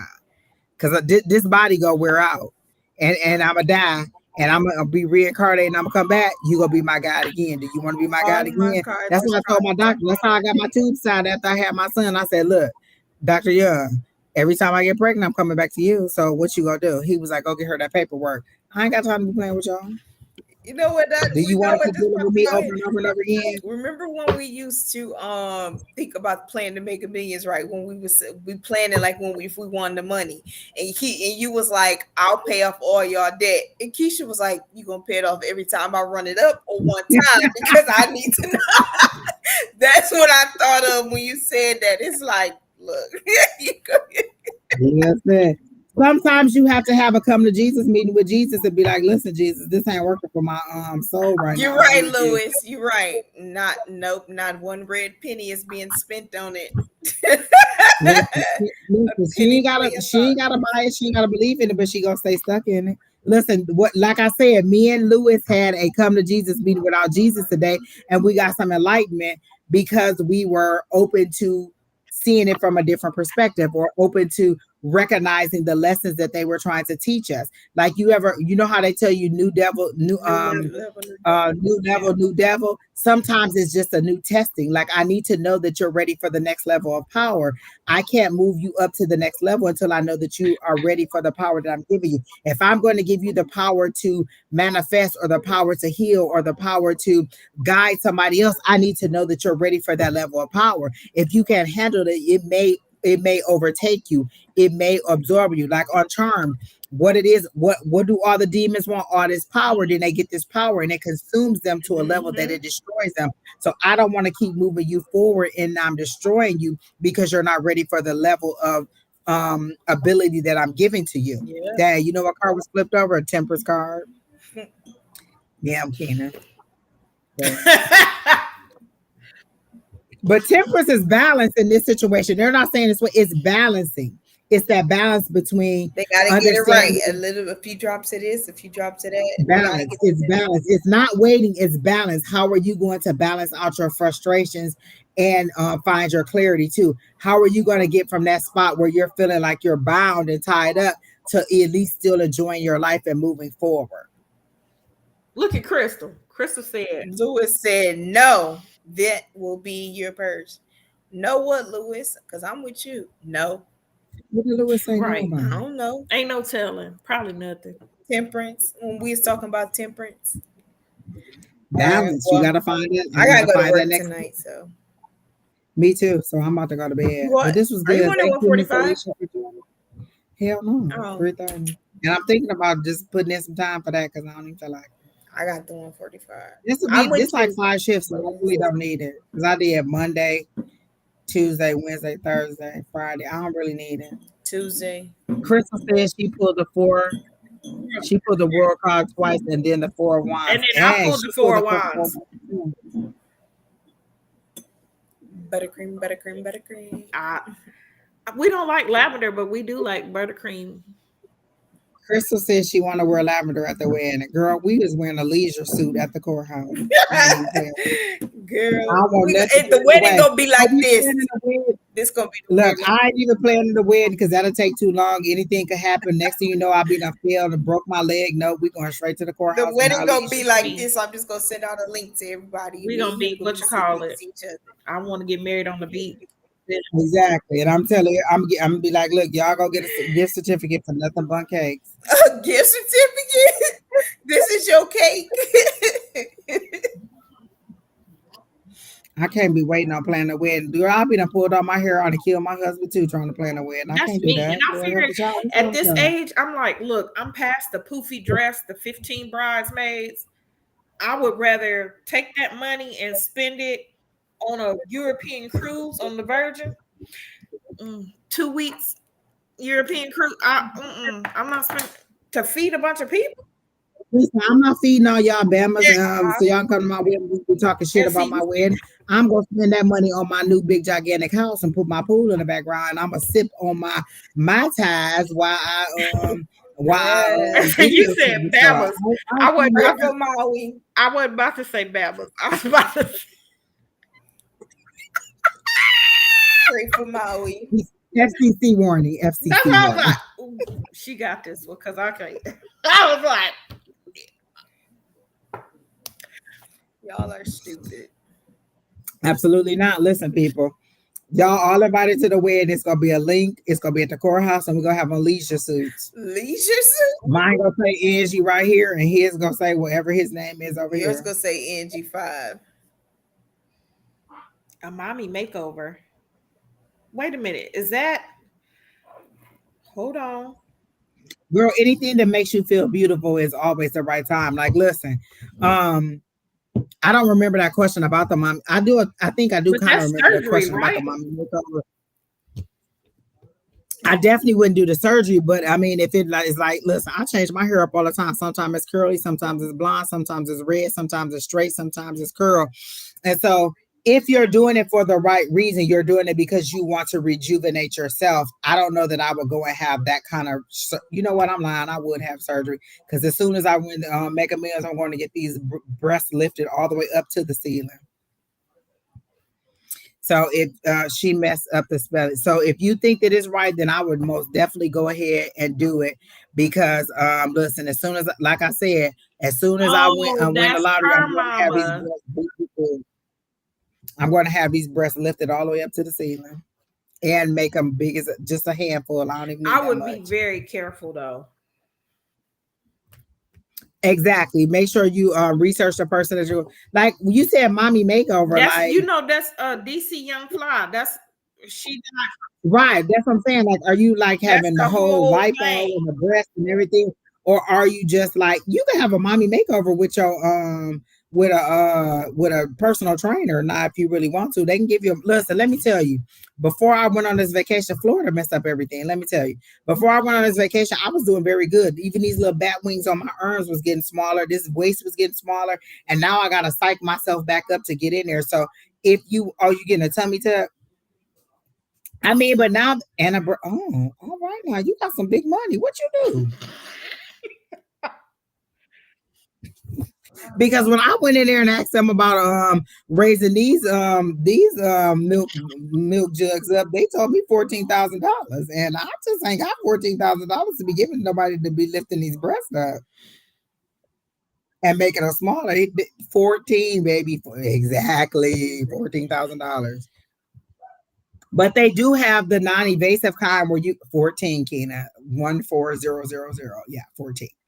Um, um, they do have the kind where they could do the little laser thing where it's non-invasive and you don't have to. A good night, Kina. Where you don't have to. No, this is me asking in Arizona. I went to a doctor here. He seemed legit. I wouldn't let him do it anyway. There is a doctor in Florida that I want to do it, and I forgot what his name is. He's on my Instagram. I Dr. follow him. Miami. Um, Dr. huh? Miami. I can't remember his name. It's Doctor something, but he's in Florida. It might be Doctor Miami, but he's got very good information about or he's had a lot of like he showed a before and after pictures of a breast lift or whatever. So I understand what you're saying. Um, and again, if you don't want to do the exercise and all that to get it done, then you can go and do like again the non-invasive laser kind of tummy tuck where they go through and they just kind of do it and it kind of like gets rid of the fat or whatever it is. But research all of them before you do it. I'm not suggesting that you do any of them. I'm just saying research them all and make sure you get somebody who is reputable, somebody who is the protocol seems right to you. If you want to mind everybody, listen. everybody likes to look good. Everybody wants to feel good in Right. their body. And so when my hair isn't done, then I don't feel like my most beautiful self. When I don't have on the clothes that I want to wear, I don't feel like my most beautiful self. So do whatever makes you feel good.